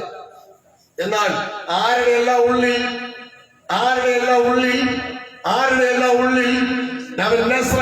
യേശു കടന്നു വന്നിട്ടുണ്ടോ? യേശു കടന്നു വന്നിട്ടുണ്ടോ? അവൻ പിന്നെ നശിക്കുകയല്ല, അവൻ നശിപ്പിച്ച് കളയുകയല്ല, പിന്നെയോ നശിച്ചു പോകുന്ന ജീവിതത്തെ, നശിച്ചു പോകുന്ന കുടുംബത്തെ എന്റെ കർത്താവ് പിടിച്ചെടുപ്പിക്കുകയാണ്. അതുകൊണ്ടാണ് പറഞ്ഞത് മറ്റൊരുത്തരിലും രക്ഷയില്ലെന്ന് പറഞ്ഞത്. നിങ്ങൾ ഈ വചനം കേൾക്കുമ്പോൾ ഒരു കാര്യം കൂടെ ഞാൻ പറയാം. വന്നത് കേട്ടിട്ട് പോകല്ല, പകരം ഈ ഇതിനകത്തൂടി ലൈവായിട്ട് പോകുന്ന ഈ മെസ്സേജിന് ഒരു 100 പേർക്ക് ഇതിനെ കൂടുതൽ അയച്ചു കൊടുക്കാം. കാരണം നമുക്കൊരു ചാനലുണ്ട്, ഒരു യൂട്യൂബ് ചാനലുണ്ട്. നമുക്ക് അതിനകത്ത് അവരെ ക്ഷണിക്കണം, സബ്സ്ക്രൈബ് ചെയ്യണം, അതിനെ ഷെയർ ചെയ്യണം. അല്ലാതെ കേട്ടിട്ട് എനിക്ക് കുഴപ്പമൊന്നുമില്ല, എന്റെ വീട്ടുകാർക്കും കുഴപ്പമില്ല, എന്റെ ഭർത്താവിനും കുഴപ്പമില്ല, ഞങ്ങൾ അങ്ങനെ രക്ഷപ്പെട്ടു, ഇനി മറ്റുള്ളവർക്ക് കഞ്ചാവ് അടിക്കുകയോ MDMA അടിക്കുകയോ നശിച്ചു പോവുകയോ ചെയ്തിട്ട് അല്ലല്ല. അവർക്കൊരിക്കലും സ്വയമായി നിർത്തുവാൻ കഴിയത്തില്ല, അവർക്കൊരിക്കലും തനിയെ നിർത്താൻ കഴിയത്തില്ല, അവരുടെ ബുദ്ധിയിൽ കഴിയത്തില്ല. ഈ ഗവൺമെന്റ് കൊണ്ടുവരുന്ന ഒരു പരിപാടിയിൽ ഇത് നിൽക്കത്തില്ല. ഇപ്പോൾ കുറെയൊക്കെ പിടിച്ചെടുക്കും, അവൻ ഒരു ഭാഗത്ത് പിടിച്ചെടുത്താൽ മറുഭാഗത്ത് വേറെ കൊണ്ടുവരും. എന്നാൽ അതിന്റെ നടുവിൽ അവൻ ആ വ്യക്തികളുടെ അകത്തേക്ക് നമ്മുടെ കർത്താവായ യേശുവിനെ ഇട്ടുകൊടുത്താൽ. കഴിഞ്ഞ ദിവസം ഞാൻ എന്റെ ഒരു സുഹൃത്ത് പഞ്ചാബിലേക്ക് പോയിട്ട് അദ്ദേഹം അവിടെ നിന്നൊരു ലൈവ് മീറ്റിംഗ് ഒരു റീൽസ് ഇട്ടു. നമ്മുടെ നാട്ടിലൊക്കെ പോച്ച പിടിച്ച് കിടക്കുന്നത് പോലെ പഞ്ചാബിന്റെ ഗ്രാമങ്ങളിലെല്ലാം ഈ കഞ്ചാവ് ചെടി ഇങ്ങനെ ഇടതൂർന്ന് വളർന്നു കിടക്കുന്ന പുള്ളി അത് വീഡിയോ കൂടെ കാണിച്ചു. ഇവിടെ 4 ചെടി ഏതോ മൂലയെന്ന് കിളിച്ചു വന്നതിന് പിഴുതെടുത്ത് വെച്ചിട്ട് അതിന് വീഡിയോ പിടിച്ച് നമ്മുടെ സോഷ്യൽ മീഡിയക്കാരന്മാരെല്ലാം കൂടി എടുത്തിട്ട് അതിനെ ആഘോഷമാക്കുന്നു, അതിനെ അവരൊന്ന് പ്രചരിപ്പിക്കുന്നുണ്ട്. 4 ചെടി പറിച്ചെടുത്തു. ഞങ്ങളുടെ ഈസ്റ്റിലെ പോലീസ് അവിടെ നിന്ന് 7 ചെടി പറിച്ചെടുത്തു. ഒരു വീട്ടിന്റെ ടെറസിൽ ചട്ടിക്കകത്ത്, വട്ടിക്കകത്ത്, കൊട്ടയ്ക്കകത്ത് എന്നൊക്കെ പറഞ്ഞുകൊണ്ട് ഭയങ്കര സംഭവം പറിച്ചു വിടുമ്പോൾ ഇവിടെ പഞ്ചാബിന്റെ തെരുവുകളിൽ, പഞ്ചാബിന്റെ ഗ്രാമങ്ങളിൽ രാജസ്ഥാന്റെ ഗ്രാമങ്ങളിൽ, ഹരിയാനയുടെ ഗ്രാമങ്ങളിലൊക്കെ ഇവിടെ പോലീസ് വലിയ ഗമയെന്ന് പറയുന്ന ഈ കഞ്ചാവ് തോട്ടങ്ങളായി ഇങ്ങനെ കിടക്കുക. അദ്ദേഹം പറയുകയാണ്, ഇവിടെ ഉള്ളവർക്ക് ആർക്കും, അദ്ദേഹം പഞ്ചാബിൽ എന്താ പറയുന്നത്, ഇവിടെ ഉള്ളവർക്ക് ആർക്കും ഈ ചെടി വേണ്ടെന്ന്. അപ്പൊ അവിടെ എല്ലാം നട്ടു വളർത്തുന്ന മുഴുവനും പറിച്ചുണക്കി ഇങ്ങോട്ടാ വിടുന്നത്, കേരളത്തിലുള്ളത്. ഇവിടെ ഇത് വലിയ വിഷയമാണ്. അപ്പൊ അവിടെ ഉള്ളവര് എന്തുകൊണ്ട് എടുക്കുന്നില്ല? അവിടെ ഒരു കാലത്ത് ഇതിന്റെ ആവശ്യക്കാർ ധാരാളം ഉണ്ടായിരുന്നു. പക്ഷെ ഇന്ന് ഈ ചെടി കൊണ്ടുവന്ന് അവരുടെ വീട്ടിൽ കൊണ്ടിട്ട് ഉണക്കിയിട്ട് കൊടുത്താലും അതെ അവിടെ ഇട്ട് പുകച്ചാൽ പോലും അവരാരും പുകയും ശ്വസിക്കാൻ പോകുന്നില്ല, വലിക്കാനും പോകുന്നില്ല. കാരണം അവരുടെ അകത്തത് പാപമാണെന്നും തെറ്റാണെന്നും അവന്റെ നാശത്തിനാണെന്നും അവൻ വളർത്തിക്കൊണ്ട് വരുന്നതെന്നൊക്കെ തിരിച്ചറിവുണ്ടായി. എങ്ങനെ തിരിച്ചറിവുണ്ടായി? ദൈവത്തിന്റെ വചനം വീടുകൾക്കകത്ത് കയറിയിറങ്ങി, ദൈവത്തിന്റെ വചനം കുടുംബങ്ങൾക്കകത്ത് കയറിയിറങ്ങി, ദൈവത്തിന്റെ വചനം സഭകൾക്കകത്ത് പുറത്തേക്ക് ഇറങ്ങി, പലയിടത്തിൽ നിന്ന് തൊടാൻ തുടങ്ങിയപ്പോൾ അനേക കഞ്ചാവ് വലിക്കുന്ന, മദ്യം വലിച്ചു കുടിക്കുന്ന, കഞ്ചാവ് വലിച്ചു കുടിക്കുന്ന ഇവർക്കൊക്കെ ബോധം വന്നു. ദൈവങ്ങളെ ഒരു കാര്യം പറയാം, ഇവിടുന്നുള്ള സകലമായ ശക്തികളും മനുഷ്യന്റെ ബോധം കെടുത്തുന്നതാണ്.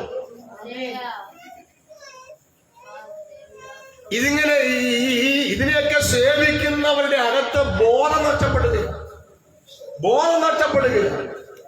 അവന് ബോധമില്ല, അപ്പനാരെന്നുള്ള ബോധമില്ല, അമ്മയാരെന്നുള്ള ബോധമില്ല, സഹോദരങ്ങളാരെന്നുള്ള ബോധമില്ല, മക്കളാരെന്നുള്ള ബോധമില്ല, അവൻ സ്തോത്രം ഭാര്യയാരെന്നുള്ള ബോധമില്ല. കാര്യം എന്താ?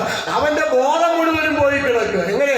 അവന്റെ ബോധം പോകുന്ന നിലകളിൽ അവന്റെ മസ്തിഷ്കത്തെ കയറി പിടിക്കുന്ന മദ്യവും മയക്കുമരുന്നും കഞ്ചാവും അവനെ നശിപ്പിച്ചുകൊണ്ടിരിക്കുമ്പോൾ ഇന്ന് മുതൽ ഞാൻ പറയുക, ഇവിടെ മനുഷ്യർക്ക് ബോധം വരുത്തുന്ന ഒരാത്മാവുണ്ട്.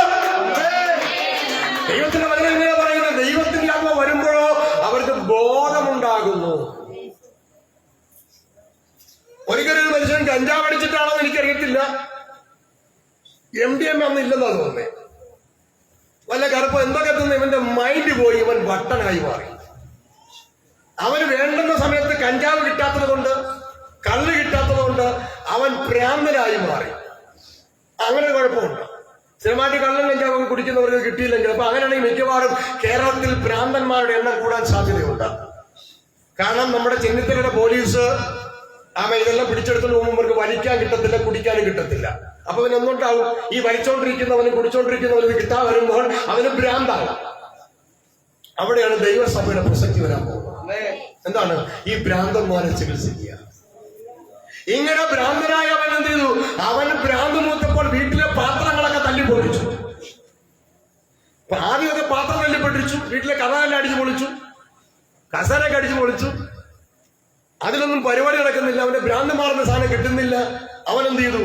അവന്റെ അപ്പനൊക്കെ അടിക്കാൻ തുടങ്ങി, അവന്റെ അമ്മയൊക്കെ അടിക്കാൻ തുടങ്ങി, കയറി പിടിക്കാൻ ചെന്ന സഹോദരന്മാരെ അടിക്കാൻ തുടങ്ങി. എന്തിനേറെ പറയുന്നു? അവൻ ഇപ്പൊ നാട്ടുകാരെ അടിക്കാൻ തുടങ്ങി. ഹലോ, ഇങ്ങനെ വീട്ടുകാർക്ക് ബുദ്ധിമുട്ടായി, നാട്ടുകാർക്ക് ബുദ്ധിമുട്ടായപ്പോൾ ഇവരെന്ത് ചെയ്തു? എല്ലാരും കൂടെ ഇവനെ ചങ്ങലയ്ക്ക് അങ്ങ് ഇട്ടു, ബന്ധിച്ചു. ഇവൻ ചങ്ങലയ്ക്ക് ഇട്ടിട്ട് ഇവൻ ചങ്ങലയിൽ പൊട്ടിക്കുക. നോക്കണേ, ഇവന്റെയൊക്കെ സമനിലവിച്ചുള്ള അവസ്ഥ. കഴിഞ്ഞ ദിവസം ഞാൻ യൂട്യൂബിൽ കണ്ടു, 3 അവന്മാരും കൂടി ഈ കഞ്ചാവും ബ്രൗൺ ഷുഗറും അടിച്ചിട്ട് ഒരു ജംഗ്ഷനിൽ ഭയങ്കര ബഹളം കാണിക്കുക. 36-40 പേരെ ഒന്ന് പിടിച്ചിട്ട് അവന്മാരെ പിടിക്കാൻ പറ്റുന്നില്ല. തൂക്കിയെടുത്ത് നിലത്തിടുമ്പോ അതിനേക്കാൾ വേഗത്തിൽ എഴുന്നേറ്റ് വരിക. സ്തോത്രം! എന്തൊരു കഷ്ടം നടിച്ചോക്കണം. അതുപോലെ വിലക്കി നിൽക്കുക. അപ്പോൾ ഇവൻ ഞാൻ പറയുന്ന ഇവൻ അപ്പനിട്ടടിച്ചു, അമ്മയ്ക്കിട്ടടിച്ചു, സഹോദരങ്ങളിട്ടടിച്ചു, നാട്ടുകാർക്കിട്ടടിച്ചു, വീടെല്ലാം അടിച്ചു പൊട്ടിച്ചു, പിന്നെ ബസ്സിനെ അടിച്ചു പൊട്ടിക്കാൻ തുടങ്ങി, കാറിനെ അടിച്ചു പൊട്ടിക്കാൻ തുടങ്ങി. ഇങ്ങനെ പലതും അടിച്ചു പൊട്ടിച്ചപ്പോൾ നാട്ടുകാരെ ഇവിടെ നിന്നു അങ്ങ് തീരുമാനം അവനെ ബന്ധിച്ചു. ഇവരറിഞ്ഞില്ല ഈ ബന്ധനത്തെ പൊട്ടിക്കുന്നു. അതും പൊട്ടിച്ചവൻ. അവസാനം ഇവനെ പൊട്ടിക്കാൻ പറ്റുന്ന കുറച്ച് കാരണങ്ങൾ കൂടെ വെച്ച് അവനെ ഒപ്പിച്ച് കെട്ടിയിട്ട് ഒരു വള്ളത്തിൽ കയറ്റി എന്ത് ചെയ്തു? ആമേൻ. വെള്ളത്തിന്റെ അക്കരെ ഒരു ഗദരദേശത്ത് കൊണ്ടുവന്ന് തള്ളിക്കളഞ്ഞു. അവനെ എടുത്തവിടെ കളഞ്ഞവര് വള്ളം എടുത്തോണ്ട് വേഗത്തിൽ തിരിച്ചു പോകുക, അല്ലെങ്കിൽ വീണ്ടും തിരിച്ചു കയറിത്തില്ലോ. എത്ര ആഭ്യറ! ഇവൻ അവിടെ കിടന്നുകൊണ്ട് വീണ്ടും പണി തുടങ്ങി. എന്താ? ഇവനെ നശിപ്പിക്കുന്ന ഈ മദ്യവും മയക്കുമരുന്നും ഒക്കെ ഇവന്റെ അകത്ത് കയറി ജാമായിരിക്കുക. ഇവൻ അവിടെ ദിവസങ്ങളോളം കൂടെ കിടന്നു, ആഹാരമില്ല, അവൻ വെള്ളമില്ല. ഇവൻ നിലവിളിക്കാൻ തുടങ്ങി. നോക്കണേ, ഒരു മനുഷ്യന്റെ നിലവിളി.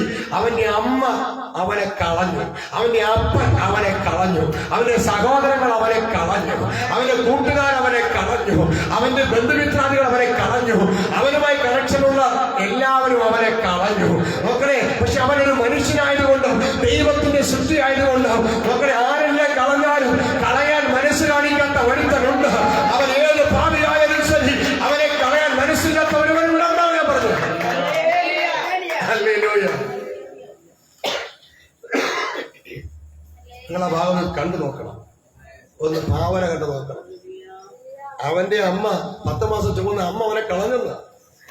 ഇവനെ അവന്റെ അപ്പനെ കൂടെ അടുത്ത് നിർത്തി നോക്കിയാൽ ഒരേപോലെ ഇരിക്കും. ഫോട്ടോസ്റ്റാറ്റ് അത്ര ഇമിറ്റേഷനാ, അത്രമാത്രം മാച്ചായിട്ടാ ഇവന്റെ ഫേസും അവന്റെ അപ്പന്റെ ഫേസും. ആ അപ്പൻ ഇവനെ കളഞ്ഞു. 3-4 സഹോദരങ്ങളുണ്ട്. അവൻ നല്ല സമയത്തൊക്കെ പൈസ കൊണ്ട് കൊടുത്തതാ. ഇപ്പോൾ അവരും അവരെ കളഞ്ഞു. അവന്റെ കൂട്ടുകാരൊക്കെ അവരെ കൊണ്ട് ഒരുപാട് മുതലാക്കിയതാ. അവരും അവരെ കളഞ്ഞു. പക്ഷേ നോക്കണം, സ്വർഗത്തിന്റെ ദൈവം ആരെല്ലാം കളഞ്ഞാലും അവന്റെ സ്വരൂപത്തിലും അവന്റെ സാദൃശ്യത്തിലും ഉണ്ടാക്കപ്പെട്ടിരിക്കുന്ന ഇവരെ കളയുവാൻ സ്വർഗത്തിന് മനസ്സിലെന്ന് ഇതുപോലെ ഈ കേരളത്തിലുള്ള എല്ലാവരും ഞാൻ പറയട്ടെ, അത് ഇന്ത്യയുടെ മുഴുവൻ ജനത്തിനെ പറയട്ടെ, ആരെല്ലാം നിന്നെ കളഞ്ഞാലും, ആരെല്ലാം നിന്നെ ഉപേക്ഷിച്ചാലും, നിന്നെ ഉപേക്ഷിക്കാത്ത, നിന്നെ കളയാത്ത ഒരു നല്ല കർത്താവുണ്ട്.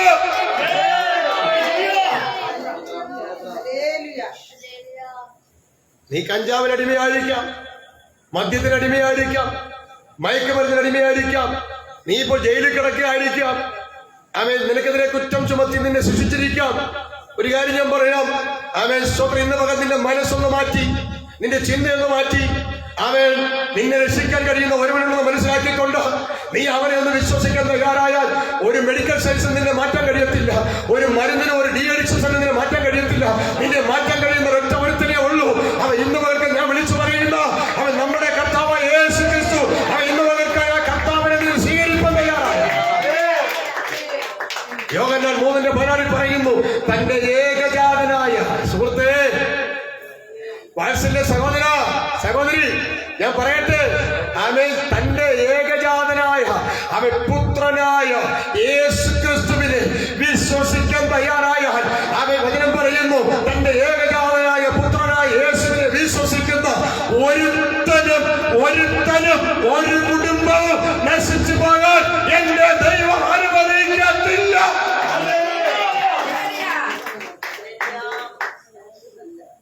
ഹല്ലേലൂയ. നിങ്ങൾക്കിതൊന്നും പറഞ്ഞു കൊടുക്കാൻ അറിയില്ലെങ്കിൽ ഈ ക്ലിപ്പ് മറ്റുള്ളവർക്ക് അയച്ചു കൊടുക്കുക. നിങ്ങൾക്കിതുപോലെ പറയാൻ ആംബിയർ കാണത്തില്ലായിരിക്കാം, അല്ലെങ്കിൽ അതിനുള്ള കാര്യങ്ങൾ അറിയില്ലായിരിക്കാം. ഇന്ന് നിനക്ക് ചെയ്യാം. നശിച്ചു പോകുന്ന ഒരു വ്യക്തിയെ നേടാൻ ഈ വാക്കുകൾക്ക് ചിലപ്പോൾ പ്രയോജനമുണ്ടാകും. ഹല്ലേലൂയ. നശിച്ചു പോകുന്ന കുടുംബങ്ങൾ രക്ഷപ്പെടാൻ ഈ വചന സന്ദേശം പ്രയോജനപ്പെടാൻ സാധ്യതയുണ്ട്. നശിച്ചു പോകുന്ന ദേശം വിടുവിക്കപ്പെടുവാൻ ഈ വചന സന്ദേശം അത് പ്രയോജനപ്പെടാൻ സാധ്യതയുണ്ട്. തിരിച്ചറിയുന്നവർക്കായി സ്തോത്രം ചെയ്യുന്നു.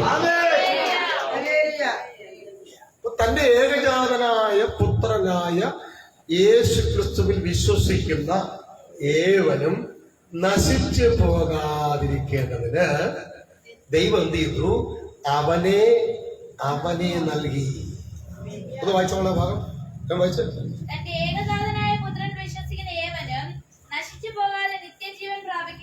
അപ്പൊ നശിച്ചു പോകാൻ പാടില്ല. ഒന്ന് നശിച്ചു പോകണ്ട, നശിക്കേണ്ട കാര്യമില്ല, നശിക്കേണ്ട ഒരാവശ്യമില്ല. എന്തിനാ നീ നശിക്കുന്നത്? എന്തിനാ നീ ആത്മഹത്യ ചെയ്യുന്നത്? എന്തിനാ നീ ജീവിതം വേണ്ടെന്ന് വെക്കുന്നത്? എന്തിനാ നീ ഇപ്പോഴും പരാതികൾ നടക്കുന്നത്? എനിക്ക് നശിച്ചാ മതി, എനിക്ക് ജീവിക്കണ്ട എന്ന് പറഞ്ഞുകൊണ്ട് എന്തിനാ നീ ഇന്ന് പകരം മുമ്പോട്ട് വന്നിരിക്കുന്നത്? തന്റെ ഏകജാതനായ പുത്രൻ യേശുവിനെ നീ വിശ്വസിച്ചാൽ നീ നശിക്കില്ലെന്ന് ബൈബിൾ പറയുന്നില്ലേ? ഇത് നിനക്ക് വേണ്ടിയല്ല പറഞ്ഞു വെച്ചിരിക്കുന്നത്. നീ നശിക്കാൻ പാടില്ലെന്ന് വിചാരിച്ചിട്ട് നിനക്ക് വേണ്ടി പിതാവാം ദൈവം എഴുതി വെച്ചിരിക്കുകയാണ്. അവൻ എന്റെ പുത്രനെ വിശ്വസിക്കുക. തന്റെ ഏകജാതനായ പുത്രനായ യേശുവിൽ വിശ്വസിക്കുന്ന ഏവനും നശിച്ചു പോകാൻ പാടില്ല. രണ്ടാമത്, നശിച്ചു പോകാതെ നിത്യജീവൻ പ്രാപിക്കണം. അപ്പൊ ദൈവത്തിന്റെ ഏറ്റവും അൾട്ടിമേറ്റ്, ദൈവത്തിന്റെ പ്രോഗ്രാം എന്ന് പറയുന്നത് നശിക്കുകയല്ല, നശിപ്പിക്കുകയല്ല, പകരം നിന്റെ ജീവനെ നിത്യജീവനുമായി കണക്ട് ചെയ്യുക. സഹോദരൻ, നിനക്കറിയാമോ നിനക്ക് ജീവനുണ്ട്? സഹോദരി, നിനക്കറിയാമോ നിനക്ക് ജീവനുണ്ട്? എന്നെ കാണുന്ന ദൈവ കുഞ്ഞ്, നിനക്കറിയാം നിനക്ക് ജീവനുണ്ട്. പക്ഷേ ആ ജീവൻ മാത്രമല്ല, അവൻ നിത്യമായ ഒരു ജീവനുണ്ട്. അവൻ നിന്നെ നിത്യത്തിലെത്തിക്കുന്ന ഒരു പരിപാടി ഉണ്ട്. അത് യേശുവിൽ കൂടി മാത്രമേ കഴിയത്തുള്ളൂ. എന്റെ അപ്പനത് അറിയില്ലായിരുന്നു, എന്റെ അമ്മയ്ക്കത് അറിയില്ലായിരുന്നു. അതുകൊണ്ട് അവർ യേശുവിൽ വിശ്വസിച്ചില്ല. എന്നാൽ എനിക്ക് ഇപ്പോ ഒരു കാര്യം എനിക്ക് ഉറപ്പുണ്ട്. ആമേൻ, പ്രൈസ് ദി ലോർഡ്. എന്താണ് ഉറപ്പ്? ആമേൻ, ഹല്ലേലൂയ, ആമേൻ. എനിക്കുള്ള ഉറപ്പ്, എനിക്കൊരു ജീവൻ ഉണ്ട്. ജീവൻ മാത്രമല്ല, നിത്യജീവനുമുണ്ട്. എന്തുണ്ട്? എനിക്ക് എന്തുണ്ട്? കാര്യം എന്താ? ഞാൻ ആരെ വിശ്വസിച്ചിരിക്കുന്നു? ഞാൻ ആരെയാണ് വിശ്വസിച്ചിരിക്കുന്നത്? നിത്യജീവൻ തരാനായിട്ട് പിതാവ് വെച്ചിരിക്കുന്ന പ്രോഗ്രാമിൽ ഞാനായിരിക്കുന്നു. എന്താണ് പിതാവ് വെച്ചിരിക്കുന്ന പ്രോഗ്രാം? എന്താണ്? എനിക്ക് നിത്യജീവൻ തരാൻ വേണ്ടി പിതാവ് വെച്ചിരിക്കുന്ന പ്രോഗ്രാം എന്താണ്? ഞാൻ പറയാം. അവൻ പിതാവ് വെച്ചിരിക്കുന്ന പ്രോഗ്രാം എന്ന് പറയുന്നത്, തനിക്കൊരു പുത്രനുണ്ടെന്നും ആ പുത്രന്റെ പേര് യേശുവാണെന്നും, ആ യേശുവിനെ ഞാൻ വിശ്വസിച്ചു, ആ യേശു എനിക്ക് വേണ്ടി ജനിച്ചു, ആ യേശു എനിക്ക് വേണ്ടി ജീവിച്ചു, ആ യേശു എനിക്ക് വേണ്ടി മരിച്ചു, ആ യേശു എനിക്ക് വേണ്ടി ഉയർത്തെഴുന്നേറ്റിരിക്കുന്നു എന്ന് ഞാൻ വിശ്വസിച്ചപ്പോൾ എന്റെ അകത്ത് വ്യാപരിക്കുന്ന ജീവൻ അവൻ അതിനൊരിക്കലും നശിക്കത്തില്ല, അതിന് പാതാളത്തിൽ പോകത്തില്ല, അത് സാത്താൻ പിടിക്കാൻ കഴിയത്തില്ല, നശിപ്പിച്ചു കളയാൻ കഴിയത്തില്ല. ഇത് അതിൽ വിശ്വസിക്കാം. ഇന്നാരെങ്കിലും ഈ യേശുവിനെ വിശ്വസിക്കാൻ തുടങ്ങിയ, hallelujah, praise the Lord. Bible വായിക്കുമ്പോൾ ഈ യേശുവിന്റെ സ്നേഹത്തിലേക്ക് ചെന്ന്, യേശുവിന്റെ വിശ്വാസത്തിലേക്ക് ചെന്ന്, ആ യേശുവിനെ വേണ്ടതുപോലെ തിരിച്ചറിയാൻ തുടങ്ങുമ്പോൾ, അങ്ങനെ തുടങ്ങുന്നവരെ, അങ്ങനെ ചെയ്യുന്നവരെ വീണ്ടും മടക്കിക്കൊണ്ടുപോകുന്ന പരിപാടിയാണ് ഇന്നത്തെ സമൂഹം ചെയ്തുകൊണ്ടിരിക്കുന്നത്. കാരണം ഒരിക്കലും നീ ക്രിസ്തുവിൽ വിശ്വസിക്കുന്നതാണ്. അപ്പോ ഒരാൾ വിശ്വസിച്ച് തുടങ്ങിയപ്പോൾ ആ വിശ്വസിച്ച വ്യക്തിയെ എങ്ങനെയെങ്കിലും അവിടെ വിശ്വാസം പുറകിലേക്ക് കൊണ്ടുപോകണം. അപ്പോൾ ഈ ലോകത്തിന്റെ ദൈവം എന്ന് പറയുന്ന സാത്താൻ, പിശാച്, അവൻ എന്ത് ചെയ്യുന്നു? ഈ വിശ്വാസത്തിൽ വന്ന ആരാണോ അവരെ എങ്ങനെയും ഈ വിശ്വാസത്തിൽ താഴെ തള്ളിയിടുവാനുള്ള പരിപാടികൾ പ്ലാൻ ചെയ്യും. അതിനുവേണ്ടി അവരുടെ ജീവിതത്തിൽ പ്രയാസങ്ങൾ കൊണ്ടുവരുന്നു, ബുദ്ധിമുട്ടുകൾ കൊണ്ടുവരുന്നു, ഞെരുക്കങ്ങൾ കൊണ്ടുവരുന്നു, വേദനകൾ കൊണ്ടുവരുന്നു, രോഗങ്ങൾ കൊണ്ടുവരുന്നു, പ്രതികൂലങ്ങൾ കൊണ്ടുവരുന്നു, ഭീഷണിപ്പെടുത്തുന്നു. അവൻ നമ്മളെ തകർക്കാൻ നോക്കുന്നു. എങ്ങനെയും ഈ വിശ്വാസത്തിൽ നിന്ന് ആ വ്യക്തിയെ താഴേക്ക് കൊണ്ടുവരണം. എന്നാൽ ഈ ക്രിസ്തുവിനോടുള്ള സ്നേഹം, ഈ ദൈവത്തോടുള്ള വിശ്വാസം ആഴമായി ഉള്ളിൽ വന്ന ഒരു ദൈവത്തിന്റെ സ്വഭാവം എന്ന് പറയുന്നത്, എങ്ങനെയൊക്കെ എന്തെല്ലാം നിലകളിലും അവർ ഈ വിശ്വാസത്തിൽ അവരെ പിടിച്ചു മാറ്റാൻ നോക്കിയാലും, ഇവർ വിശ്വാസത്തിൽ വളരുന്നതല്ലാതെ, ഇവർ വിശ്വാസത്തിൽ പെരുകുന്നതല്ലാതെ, ഇവർ വർദ്ധിക്കുന്നതല്ലാതെ ഇവരെ താഴ്ത്തിക്കളയുവാൻ കഴിയത്തില്ല.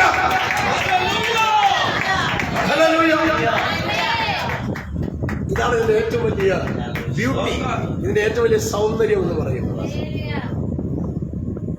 ഞാൻ ഈ വിശ്വാസത്തിൽ വന്നപ്പോൾ, ഞാൻ യേശുവിനെ ഏറ്റെടുത്തപ്പോൾ, എന്റെ അകത്തുള്ള യേശു നല്ലവനല്ലെന്നും, ഞാൻ വിശ്വസിക്കുന്ന യേശു കൊള്ളാത്തവനാണെന്നും, അവൻ വിദേശ രാജ്യത്ത് നിന്ന് ഇറക്കുമതി ചെയ്ത ഒരു ദൈവമാണെന്നും ഒക്കെ പറഞ്ഞ് പല നിലകളിൽ, പല വിധത്തിൽ എന്റെ വിശ്വാസത്തെ ചോർത്തിക്കളയുവാൻ അനേക സംവിധാനങ്ങൾ ഉണ്ടായി.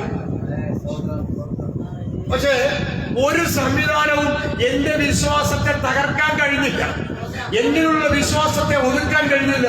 പല പ്രതികൂലങ്ങൾ, പ്രതിസന്ധികൾ, വെല്ലുവിളികൾ, പോരാട്ടങ്ങൾ ആൾക്കാരിൽ നിന്നും മനുഷ്യരിൽ നിന്നും അല്ലാതെ പൈശാചിക മേഖലയിൽ നിന്നും എനിക്കെതിരെ ആഞ്ഞടിച്ച കാലങ്ങളിലൊക്കെ എന്റെ അകത്ത് വിശ്വാസവും സ്നേഹവും വർദ്ധിച്ചതല്ലാതെ, അത് പെരുകിയതല്ലാതെ, അതിനംശം പോലെ പറയുവാൻ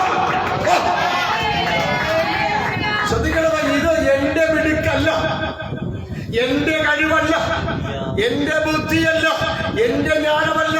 ഞാൻ ഒരുവരെ വിശ്വസിക്കാൻ തുടങ്ങിയപ്പോൾ അവൻ തന്റെ ഏകജാതനായ പുത്രനായ യേശുവിനെ ഞാൻ വിശ്വസിക്കാൻ തുടങ്ങിയപ്പോൾ എന്റെ വിശ്വാസത്തിന്റെ ആ വലിപ്പം മനസ്സിലാക്കിയ പിതാവാം ദൈവം എന്റെ ജീവിതത്തിൽ വരുന്ന അവിശ്വാസത്തെ അവൻ എടുത്തു മാറ്റിക്കൊണ്ടിരുന്നു.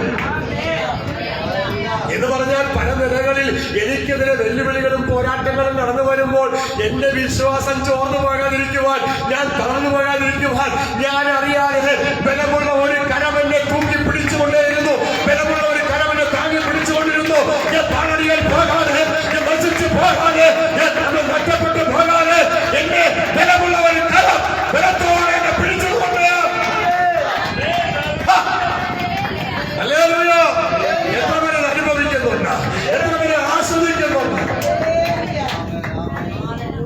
യേശുവിനെ വിശ്വാസത്തിന്റെ പേരിൽ എന്റെ കുടുംബക്കാരെ മുഴുവൻ എനിക്കെതിരായി തോന്നപ്പോൾ ഒരു മറുഭാഗത്ത് മറ്റൊരു കുടുംബത്തെ എനിക്ക് വേണ്ടി എഴുന്നേൽപ്പിച്ചു. എന്റെ കുടുംബക്കാരുടെ രക്തബന്ധുക്കളും എനിക്കെതിരായി തീർന്നപ്പോൾ മറുഭാഗത്ത് അവൻ സ്വർഗീയ പുത്രനായ യേശുവിന്റെ രക്തത്താൽ വീണ്ടെടുക്കപ്പെട്ട ഒരു കുടുംബത്തെ, ഒരു സമൂഹത്തെ ദൈവം എനിക്ക് വേണ്ടി എഴുന്നേൽപ്പിച്ചു. എനിക്ക് വേണ്ടി മാത്രമല്ല, ഈ യേശു വിശ്വസിച്ച നിനക്ക് വേണ്ടിയും നിന്റെ കുടുംബത്തിന് വേണ്ടിയും ദൈവം ചെയ്യും. Hallelujah, hallelujah. അപ്പൊ എന്റെ ഉള്ളിൽ യേശുവിനുള്ള സ്നേഹം, വിശ്വാസം, ഇത് സ്വർഗത്തിലെ പിതാവ് തിരിച്ചറിഞ്ഞിരിക്കുകയാണ്. ഞാൻ എത്രമാത്രം യേശുവിനെ സ്നേഹിക്കുന്നു വേറെ ആർക്കും വെളിപ്പെടുത്താൻ കഴിയത്തില്ല. എന്റെ ഭാര്യയ്ക്ക് കഴിയത്തില്ല, മക്കൾക്ക് കഴിയത്തില്ല, മറ്റൊരു ദൈവദാസന് കഴിയത്തില്ല, ഒരു പ്രവാചകന്മാർക്ക് കഴിയത്തില്ല. കാരണം എന്റെ അകത്ത് എന്റെ ദൈവത്തോടുള്ള ആഴമേറിയ സ്നേഹത്തിന്റെ വലിപ്പം അളക്കുവാൻ ദൈവത്തിനല്ലാതെ മറ്റൊരാൾക്കും കഴിയത്തില്ല. ഞാനിങ്ങനെ വീഴും, ഞാനിങ്ങനെ താഴും, ഞാനിങ്ങനെ തകരും എന്നുള്ള നിലകളിൽ എന്നെ തകർത്ത് കളയാമെന്നും എന്നെ ഒഴുകി കളയാമെന്നും എന്നെ നശിപ്പിച്ച് കളയാമെന്നും ചിന്തിച്ചുകൊണ്ട് അന്ധകാരത്തിന്റെ മണ്ഡലങ്ങൾ, ആഭിചാരത്തിന്റെ മണ്ഡലങ്ങൾ, പൈശാചികന്റെ മണ്ഡലങ്ങൾ എനിക്കെതിരെ വാരി കെട്ടിയ സ്ഥാനത്ത്, എനിക്കെതിരെ എഴുന്നേറ്റ സ്ഥാനത്ത് എന്നെ വിട്ടുകൊടുക്കാതെ എന്നെ ചേർത്ത് പിടിച്ചു നിർത്തിയ ഒരു ദൈവ സ്നേഹം.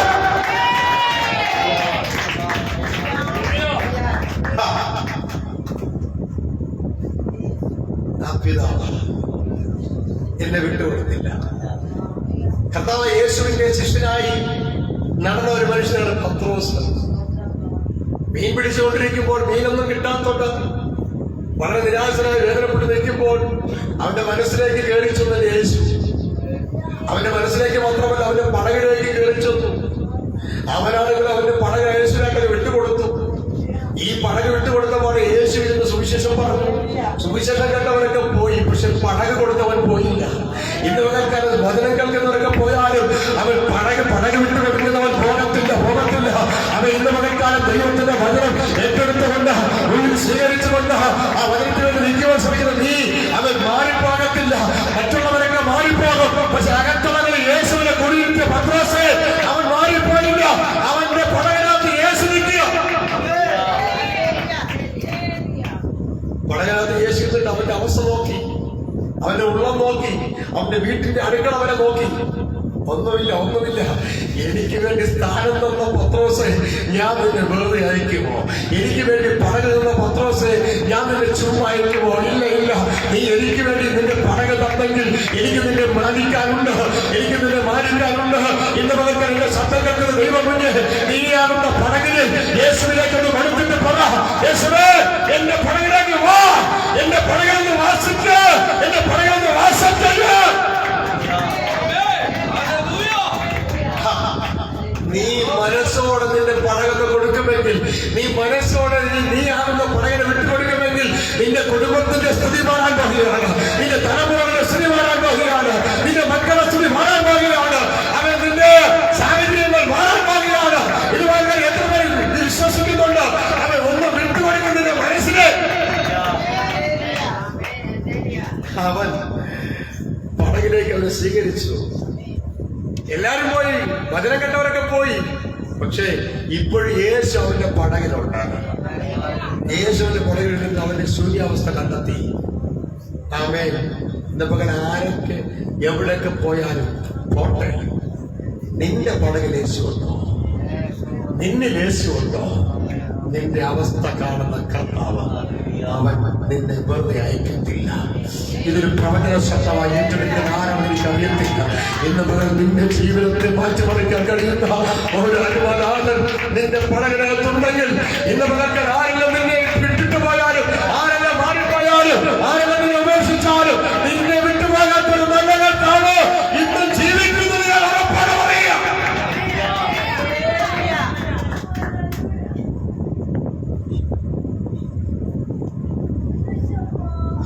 എത്ര നല്ല കർത്താവ്, എത്ര നല്ല ദൈവം, എത്ര നല്ല സ്നേഹിതൻ. നമ്മൾ അല്പം കഴിഞ്ഞപ്പോൾ അവരെ സ്തുതി മാറി. ഇപ്പോൾ അവനെ തേടി മറ്റു പടകൾ വരികയാണ്. യേശുവിനെ അകത്ത് നീ കയറ്റിയാൽ നിന്നെ തേടി മറ്റുള്ളവർ വരാൻ പോകുകയാണ്. ഓ, യേശുവിനെ അകത്ത് നിർത്തിയ പടക്, യേശുവിനെ അകത്ത് നിർത്തിയ പടക്, യേശുവിനെ കൂടെ നിർത്തിയ പത്രോസ്, നിന്നെ തേടി ചിലർ വരാൻ പോകുക. ഇന്ന് ഒരു ദൂരായിട്ട് സ്വീകരിച്ചോണം. നിന്നെ തേടി ചിലർ വരാൻ പോകുക. നിന്റെ പടകിനെ തേടി ചിലർ അവൻ കടന്നു വരാൻ പോകുക. നിന്റെ പടകിൽ നിന്ന് അവർ നിറയ്ക്കാൻ പോകുക. നിന്റെ പടകിൽ നിന്ന് അവർ കോടി നിറയ്ക്കാൻ പോകുക. ഇന്ന് ഇതൊന്ന് സ്വീകരിക്കാമോ പ്രിയ സഹോദര? ഇതൊന്ന് സ്വീകരിക്കാമോ പ്രിയ സഹോദരി? നിന്റെ പടകിൽ നിന്ന് കോടി നിറയ്ക്കാൻ പോകുക. നിന്റെ പടകിൽ നിന്ന് കോടി നിറയ്ക്കാൻ പോകുക. അവൻ ഇന്ന് നീ കേൾക്കുന്ന സന്ദേശം എന്തോന്നുള്ള ദൂത നിന്നോടുള്ള വെളിപ്പാടാ. ഓ, നീ പടക് വിട്ടുകൊടുത്തെങ്കിലോ, നിന്നെ വിട്ടുകൊടുത്തെങ്കിലോ നിന്നിലൂടെ ചിലർ നിറയാൻ പോകുക. നിന്നിലൂടെ ചിലർ കൃപകൾ പ്രാപിക്കാൻ പോകുക. നിന്നിലൂടെ ചില ശുശ്രൂഷകൾ പ്രാപിക്കാൻ പോകുക. നിന്നിലൂടെ ചില കുടുംബങ്ങൾ രക്ഷപ്പെടാൻ പോകുക. അല്പം കഴിഞ്ഞപ്പോ അവൻ പടക് നിറച്ച് മീനിനെ കിട്ടി. എന്നാൽ പത്രോസിന് ഈ മീനല്ല വിഷയം, പകരം മീൻ കൊടുത്തവനാ വിഷയം. അവൻ ആ മീൻ മുഴുവനും ഉപേക്ഷിച്ചു. ആ മീൻ മുഴുവനും വേണ്ടെന്ന് വെച്ചു. എന്നിട്ട് അവൻ മീൻ കൊടുത്തവന്റെ പിറകെ പോയി. അതാണ് സ്നേഹം. എന്തെങ്കിലും നന്മ കാണുമ്പോൾ യേശുവിനെ വിളിക്കുന്ന സ്നേഹമല്ല, പകരം ആ നന്മ തന്ന ദൈവത്തിന്റെ വലിപ്പം കണ്ടോ, അവന്റെ നന്മ, അവന്റെ സ്വഭാവം കണ്ടോ, ഓ, അവന്റെ പുറകെ ഇറങ്ങാൻ നിനക്ക് മനസ്സുണ്ടോ? ഈ ഭൂമിയിലുള്ള ഒന്നും എനിക്ക് കിട്ടിയില്ലെങ്കിലും, ഒന്നും ഒരു നന്മയെ കിട്ടിയില്ലെങ്കിലും, അത് എനിക്കെല്ലാം നന്മയും തരാൻ കഴിയുന്ന ഒരുത്തൻ എന്റെ കൂടെ ഉണ്ട്. അവൻ തന്റെ ഏകജാതനായ പുത്രനായ യേശു ക്രിസ്തുവിൽ വിശ്വസിക്കുന്ന ഒരുത്തനും നശിച്ചു പോകാൻ പാടില്ല എന്ന് കണ്ട ദൈവം അവനെ നിനക്കായിട്ട് തരാൻ പോകുക. ഹല്ലേലൂയ, സ്തോത്രം. റോമലേഖനം 8-ാം അധ്യായം അതിന്റെ 35 മുതൽ വായിക്കുമ്പോൾ അവിടെ ഇങ്ങനെ കാണുന്നു. റോമർ 8:35 വരെ വായിച്ച്. റോമലേഖനം 8-ാം അധ്യായം 35 വായിക്കും. ക്രിസ്തുവിന്റെ ക്രിസ്തുവിന്റെ സ്നേഹത്തിൽ നിന്ന്. അതിനർത്ഥം ക്രിസ്തുവിൽ എന്തുണ്ട്? ക്രിസ്തുവിൽ ഒരു കാര്യമുണ്ട്. ക്രിസ്തുവിൽ അതേ ഉള്ളൂ. എന്താ? സ്നേഹം. പത്രോസും യോഹന്നാനും ആലയത്തിലേക്ക് പോവുക. അമ്മയുടെ ഗർഭം വയറ്റിൽ വെച്ച് മുടന്തനായ ഒരു മനുഷ്യൻ, 10-30 വയസ്സുള്ള മനുഷ്യൻ ഭിക്ഷയെടുത്തുകൊണ്ട് അവിടെ ഇരിക്കുക. പോയവരെല്ലാം 5 രൂപ, 2 രൂപ, 3 രൂപ, 10 രൂപ, 20 രൂപ കൊടുത്തു. നാണയത്തുട്ടുകൾ ലഭിച്ചു. ഇതെല്ലാം വാങ്ങി അവിടെ അവന്റെ ജോലി ചെയ്തുകൊണ്ടിരിക്കുമ്പോൾ സാധാരണ എല്ലാരും ചെല്ലുന്നത് പോലെ പത്രോസും ചെന്നു, യോഹന്നാനും ചെന്നു. അവരുടെ മുഖത്തേക്ക് അവൻ നോക്കി, വല്ലത് കിട്ടുമെന്ന് കരുതി നോക്കിയതാണ്. പക്ഷെ ചെന്നവര് ഈ ഇരിക്കുന്ന ഭിക്ഷക്കാരനെക്കാളും ഗതികെട്ടില്ല. ഭിക്ഷക്കാരന്റെ മുമ്പിൽ നാട്ടുകാർക്ക് കൊടുത്ത നാണയത്തുട്ടുകളും കറൻസികളൊക്കെ കിടപ്പുണ്ട്. പക്ഷേ ഇവര് പറയുന്നത്, എന്റെ പൊന്നു പോലെ ഞങ്ങളെ ഒന്നുമില്ല എന്ന് വെച്ചാൽ ഈ കിടക്കുന്ന ഭിക്ഷക്കാരനെക്കാളും ദാരിദ്ര്യത്തിൽ ഉള്ളവരാണ്. മനസ്സിലായോ? അപ്പൊ ഈ ഭിക്ഷക്കാരന്റെ അവസ്ഥ നോക്കിയാൽ ഈ വന്നു നിൽക്കുന്ന പത്രോസിനെക്കാളും യോഹന്നാനെക്കാളും അവൻ എന്തുകൊണ്ടും അവൻ ജീവൻ പണക്കാരനാണ്. ഹല്ലേലൂയ. എന്നാൽ ഇവര് പറയുകയാണ് എങ്കിൽ ഇവന് അതൊക്കെ ഉണ്ടെങ്കിൽ ഇവൻ നോക്കുക ഇനിയും കിട്ടുമോ, ഇനിയും കുറച്ചുകൂടെ കിട്ടുമോ. ഇന്നത്തെ കച്ചവടമൊക്കെ കൊള്ളാം, കുഴപ്പമില്ല, ഇന്നത്തെ ബിസിനസ് കൊള്ളാം. പക്ഷെ രണ്ടുപേരുടെ വന്നിട്ടുണ്ട്, ഇനിയിപ്പോ ആരും വരാനില്ല, ബാക്കിയുള്ളവരെല്ലാം പള്ളിയിൽ കയറി. ഇപ്പൊ രണ്ടുപേരും നിൽക്കുന്നു, ഇവരെയും കൂടെ ഇവരിനെയും കൂടെ കിട്ടിയ എന്ത് ചെയ്യാം, ഇത് വാങ്ങിട്ട് വീട്ടിലേക്ക് പോകാം എന്നുള്ള ചിന്തയായിരിക്കാം. പക്ഷെ ചെന്നവര് ഈ ലോകത്തിന്റെ നന്മയും കൊണ്ടല്ല ചെന്നേ. ചെന്നവര് ഈ ലോകത്തിന്റെ ഡോളറും കൊണ്ടല്ല ചെന്നേ. ചെന്നവര് ഈ ലോകത്തിന്റെ കറൻസി കൊണ്ടല്ല ചെന്നേ. ഇത് പലക്കാലം അവർ നിന്നെ കാണാൻ വരുന്ന പലരും ഈ ലോകത്തിന്റെ നന്മയുമായിട്ടായിരിക്കാം വരുന്നത്. നിന്നെ കാണാൻ വരുന്നത്, നിന്നെ സമീപിക്കുന്ന പലരും അവർ ഡോളറുമായിട്ടാണ് വരുന്നത്, കറൻസിയായിട്ട് വരുന്നത്. പക്ഷേ ഇവർ പറയുകയാണ് വെള്ളിയും പൊന്നും ഞങ്ങൾക്കില്ല.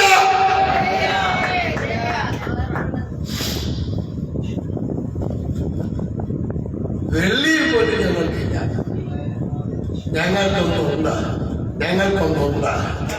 ഞങ്ങളിലൊന്നുണ്ട്.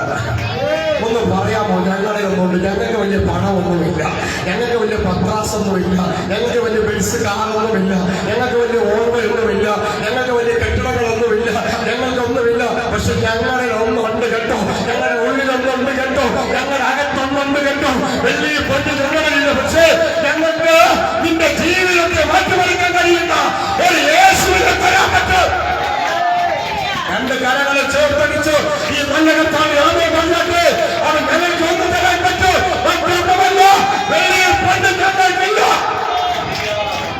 നിന്റെ ജീവിതത്തെ മാറ്റുക, നിന്റെ തലമുറയെ മാറ്റുക, നിന്റെ കുടുംബത്തെ മാറ്റിമറിക്കുന്ന, അത് നിനക്ക് നന്മ തരാൻ കഴിയുന്ന, നിന്നെ ഉയർത്താൻ കഴിയുന്ന, നിന്റെ രോഗത്തെ സൗഖ്യമാക്കാൻ കഴിയുന്ന, നിന്റെ പൈസാക്കിയ ഭാരങ്ങളെ മാറ്റാൻ കഴിയുന്ന, നിന്റെ ജീവിതത്തെ മൊത്തത്തിൽ ചേഞ്ചാക്കാൻ കഴിയുന്ന ഒരുത്തനുണ്ട്.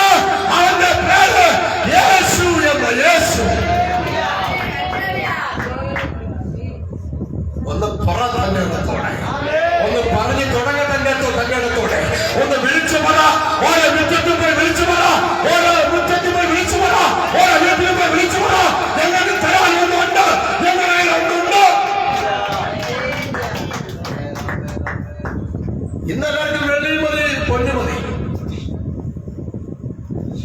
ഇതാ നമുക്ക് കൊടുക്കാനും വെള്ളി കൊടുത്താൽ കിട്ടാത്ത, പൊന്നു കൊടുത്താൽ കിട്ടാത്ത, പണം കൊടുത്താൽ വാങ്ങാൻ പറ്റാത്ത ഒരു സമ്പത്തും ഇന്ത്യ മുഴുവൻ വിറ്റാലും ലോകരാജ്യം മുഴുവൻ വിറ്റാലും വില കൊടുത്ത് വാങ്ങാൻ കഴിയാത്ത ഒരുത്തം നമ്മുടെ അകത്തുണ്ട്, നമ്മുടെ അകത്തുണ്ട്. ഓ ജെപിഎമ്മിന്റെ മക്കളെ വിളിച്ചു പറയാം, അങ്ങനെയുള്ള ഒരുവൻ നമ്മുടെ അകത്തുണ്ട്. ഓ ഇന്ന് കാലം ഒന്ന് ചാടി എഴുതിട്ട് പറ, നമ്മുടെ അകത്ത് ഒരുവരുണ്ട്. ഹല്ലേലൂയ. കൊല്ലത്തെ നോക്കി വിളിച്ചു പറയണം, കേരളത്തെ നോക്കി നീ വിളിച്ചു പറയണം, ഇന്ത്യ മഹാരാജ്യത്തെ നോക്കി വിളിച്ചു പറയണം, നിന്റെ അയൽവക്കക്കാരെ നോക്കി വിളിച്ചു പറയണം. എന്താ? ഞങ്ങൾക്ക് തരാൻ പണമില്ല, ഞങ്ങൾക്ക് തരാൻ നന്മയില്ല, പക്ഷേ നിന്റെ ജീവിതം മാറ്റിമറിക്കുന്ന അവൻ ഓരോരുത്തരുണ്ട്. അവന്റെ പേര് യേശുണ്ട്. ഹല്ലേലൂയ.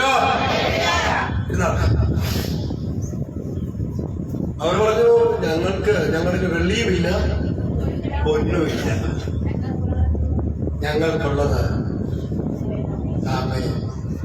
നിനക്ക് തരുന്നു, ഞങ്ങൾക്കുള്ളത് നിനക്ക് തരുന്നു. ഇന്ന് ഞാനൊരു രഹസ്യം പറയാം. എന്റെ ഉള്ളത് എനിക്കുള്ളതല്ല, അത് നിനക്കുള്ളതാണ്. എന്റെ ഉള്ളത് എനിക്കുള്ളതല്ല, അത് നിനക്കുള്ളതാ. എന്തിനാ ഈ യേശു എന്റെ അകത്ത് വന്ന് എന്റെ അകത്തിരിക്കാനല്ല, അത് നിന്റെ അകത്തോട്ട് വരാനാ. ഓ നിന്റെ അകത്തോട്ട് വരാനാ, മറ്റുള്ളവരേക്ക് വരാനാ. ഇത് നിങ്ങൾ വിളിച്ചതോ? എന്റെ അകത്തുള്ളത് എനിക്കുള്ളതല്ല, അത് നിനക്കുള്ളതാ.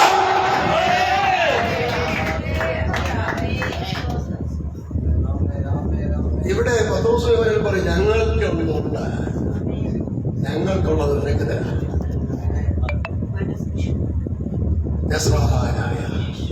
നസ്രയനായ യേശു ക്രിസ്തു. ഈ വാക്ക് അവന്റെ അകത്തോട്ടൊക്കെ കയറി. ഇതുവരെ ആരും പറയാത്തൊരു സന്ദേശം, ഇതുവരെ ആരും കൊടുക്കാത്തൊരു വാക്ക്. ആ ആയിരക്കണക്കിന് ആൾക്കാർ പള്ളിക്കകത്ത് കയറിപ്പോയി. ഒരുത്തൻ ഒരു പുരോഹിതൻ പറഞ്ഞില്ല, ഒരു കപ്പി ആരും പറഞ്ഞില്ല, ഒരു കന്യാസ്ത്രീ പറഞ്ഞില്ല. എന്നാൽ ആത്മമണ്ഡലത്തിനകത്ത് കയറിയിരുന്ന അഭിഷേകത്തിന്റെ ശക്തി പ്രാപിച്ച രണ്ട് മുക്കുവന്മാർ എന്ന് പറയുകയാണ് ഞങ്ങൾക്കകത്തൊന്നുണ്ട്.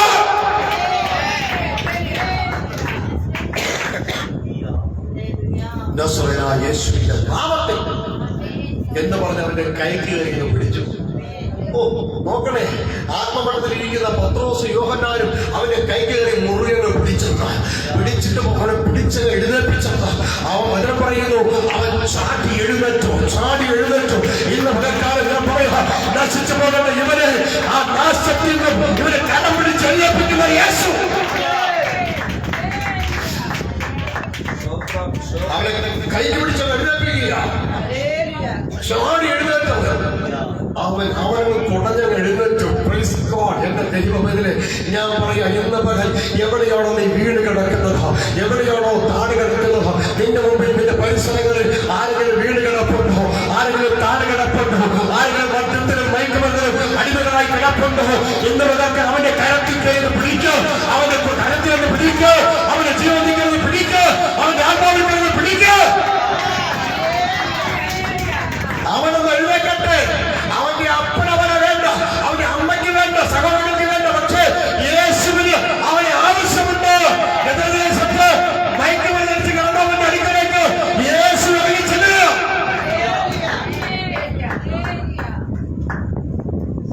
യേശു ഇറങ്ങി ചെല്ലുക. ചെല്ലുമ്പോൾ വസ്ത്രമില്ല, ബോധമില്ല, ശരീരം മുഴുവനും സ്വയം മർദ്ദിക്കുന്നു, കല്ലുകൊണ്ട് ഇടിച്ചു പൊട്ടിക്കുന്നു, ഉറവേൽപ്പിക്കുന്നു, തല കൊണ്ട് അടിച്ചു പൊട്ടിക്കുന്നു. ഓ എത്ര ഭയാനകം! ആർക്കും വേണ്ടാത്ത ഇവനെ ആർക്കും വേണം. അപ്പൻ കളഞ്ഞ് അമ്മ കളഞ്ഞ് ഇവനെ ആർക്കും വേണം. സ്വർഗം പറയും, എടാ നിന്നെ ഉണ്ടാക്കിയത് എന്റെ സ്വരൂപത്തിലാ, നിന്നെ ഉണ്ടാക്കിയത് ഇന്ത്യക്കാരാ. നീ കേളോ, ഇന്ത്യക്കാരാ നീ കേളോ, കേരളക്കാരെ കേളോ, ഇന്ത്യ ഭരിക്കുന്നവരെ കേളോ. നിന്നെ ഉണ്ടാക്കിയത് പട്ടിയുടെയോ പൂച്ചയുടെയോ എരുമയുടെയോ പശുവിനെയോ രൂപത്തിലല്ല, എന്റെ ദൈവത്തിന്റെ രൂപത്തിലാണ്. എന്റെ മോദിജി ഒന്ന് കേള്, അങ്ങനെ ഉണ്ടാക്കിയിരിക്കുന്നത് അത് എന്റെ ദൈവത്തിന്റെ രൂപത്തിലാണ്. എന്റെ അമിത്ഷാജി ഒന്ന് കേള്, അങ്ങനെ ഉണ്ടാക്കിയിരിക്കുന്നത് എന്റെ ദൈവത്തിന്റെ രൂപത്തിലാണ്.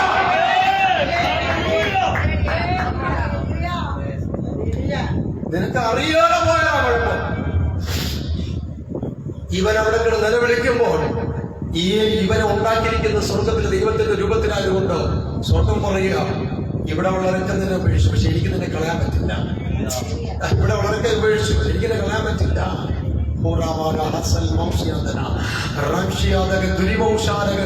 ഇവിടെ ഉള്ളവരൊക്കെ നിന്നെ ഉപേക്ഷിച്ചു, എനിക്ക് നിന്നെ ഉപേക്ഷിക്കാൻ പറ്റില്ല.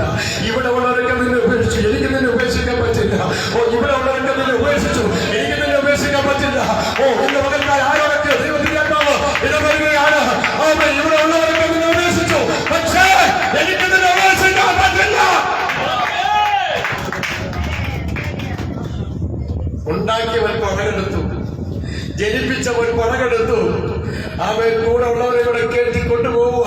അക്കരെ ചെന്നപ്പോൾ 10 വയസ്സിനെ കാണിക്ക കൊടുക്കാൻ നിവർത്തിയില്ലാത്തവൻ, സ്വത്രം പറയാൻ അറിയാത്തവൻ, യേശുവിനെ അറിയാത്തവൻ കൊണ്ട് അവൻ അവരുടെ അലറിക്കുമ്പോൾ യേശു ഇറങ്ങി ചെന്നപ്പോൾ അതുവരെ അവനെ നിയന്ത്രിച്ച സകല പഞ്ചഭൂതങ്ങളും, സകല മന്ത്രവാദ ശക്തികളും, സകല ആവിചാര ശക്തികളും ഇതോ യേശുവിന്റെ നാമം കേട്ടപ്പോൾ അവന്റെ സ്പർശനം അനുഭവിച്ച ആ മണ്ണിൽ അവൻ കമിഴ്ന്ന് വീഴുകയാണ്.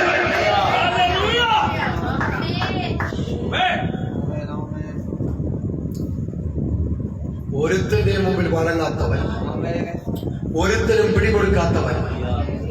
ഓ ഇന്ന് എന്നെ കേൾക്കുന്ന വാത്സല്യ സഹോദരങ്ങളെ, ഒരുത്തിന്റെ മുമ്പിൽ പിടികൊടുക്കാത്ത, ഒരുത്തിന്റെ മുമ്പിൽ വഴങ്ങാത്ത ആരെങ്കിലും നിന്റെ മുമ്പിലുണ്ടോ?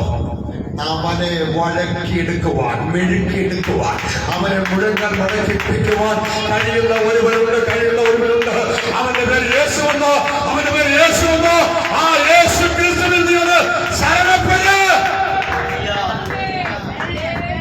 ഇവിടെ ഇത് ഭൂതബാധനായിരിക്കുന്നവന്റെ ഭൂതം അലറുകയാണ്. അവന്റെ മേൽ വ്യാപരിച്ച് സകല പഞ്ചഭൂതങ്ങളും അലറുകയാണ്, സകല പൈശാചിക ശക്തികൾ അലറുകയാണ്. എന്നിട്ട് ഇങ്ങനെ പറയുന്നു, യേശുവേ ഞങ്ങളെ നശിപ്പിക്കരുത്. എന്തുകൊണ്ടാണ് യേശുവിന്റെ പേര് പറയുന്നവരെ യുവമാർക്ക് ഇത്ര പേടി? എന്തുകൊണ്ടാണ് ഈ ഭാഗ്യക്കാർക്കെതിരെ പോലെ ബാണുവില്ലി കൊടുക്കുന്നത്? ഇവരുടെ വ്യാപരിക്കുന്ന ശക്തികൾക്ക് ഇരിക്കാൻ കഴിയില്ല. യേശുവിന്റെ നാമം കേട്ടാൽ, യേശുവിന്റെ നാമം കേട്ടാൽ ഈ ശക്തികൾക്കൊന്നും ദേശത്ത് വാഴാൻ പറ്റില്ല. ഈ നാമം കേട്ടാൽ, അവൻ യേശുവിന്റെ നാമം കേട്ടാൽ ഒരു കുടിയിരിപ്പുകൾക്ക് ഇരിക്കാൻ കഴിയത്തില്ല. കാരണം സ്വർഗ്ഗലോകങ്ങളുടെ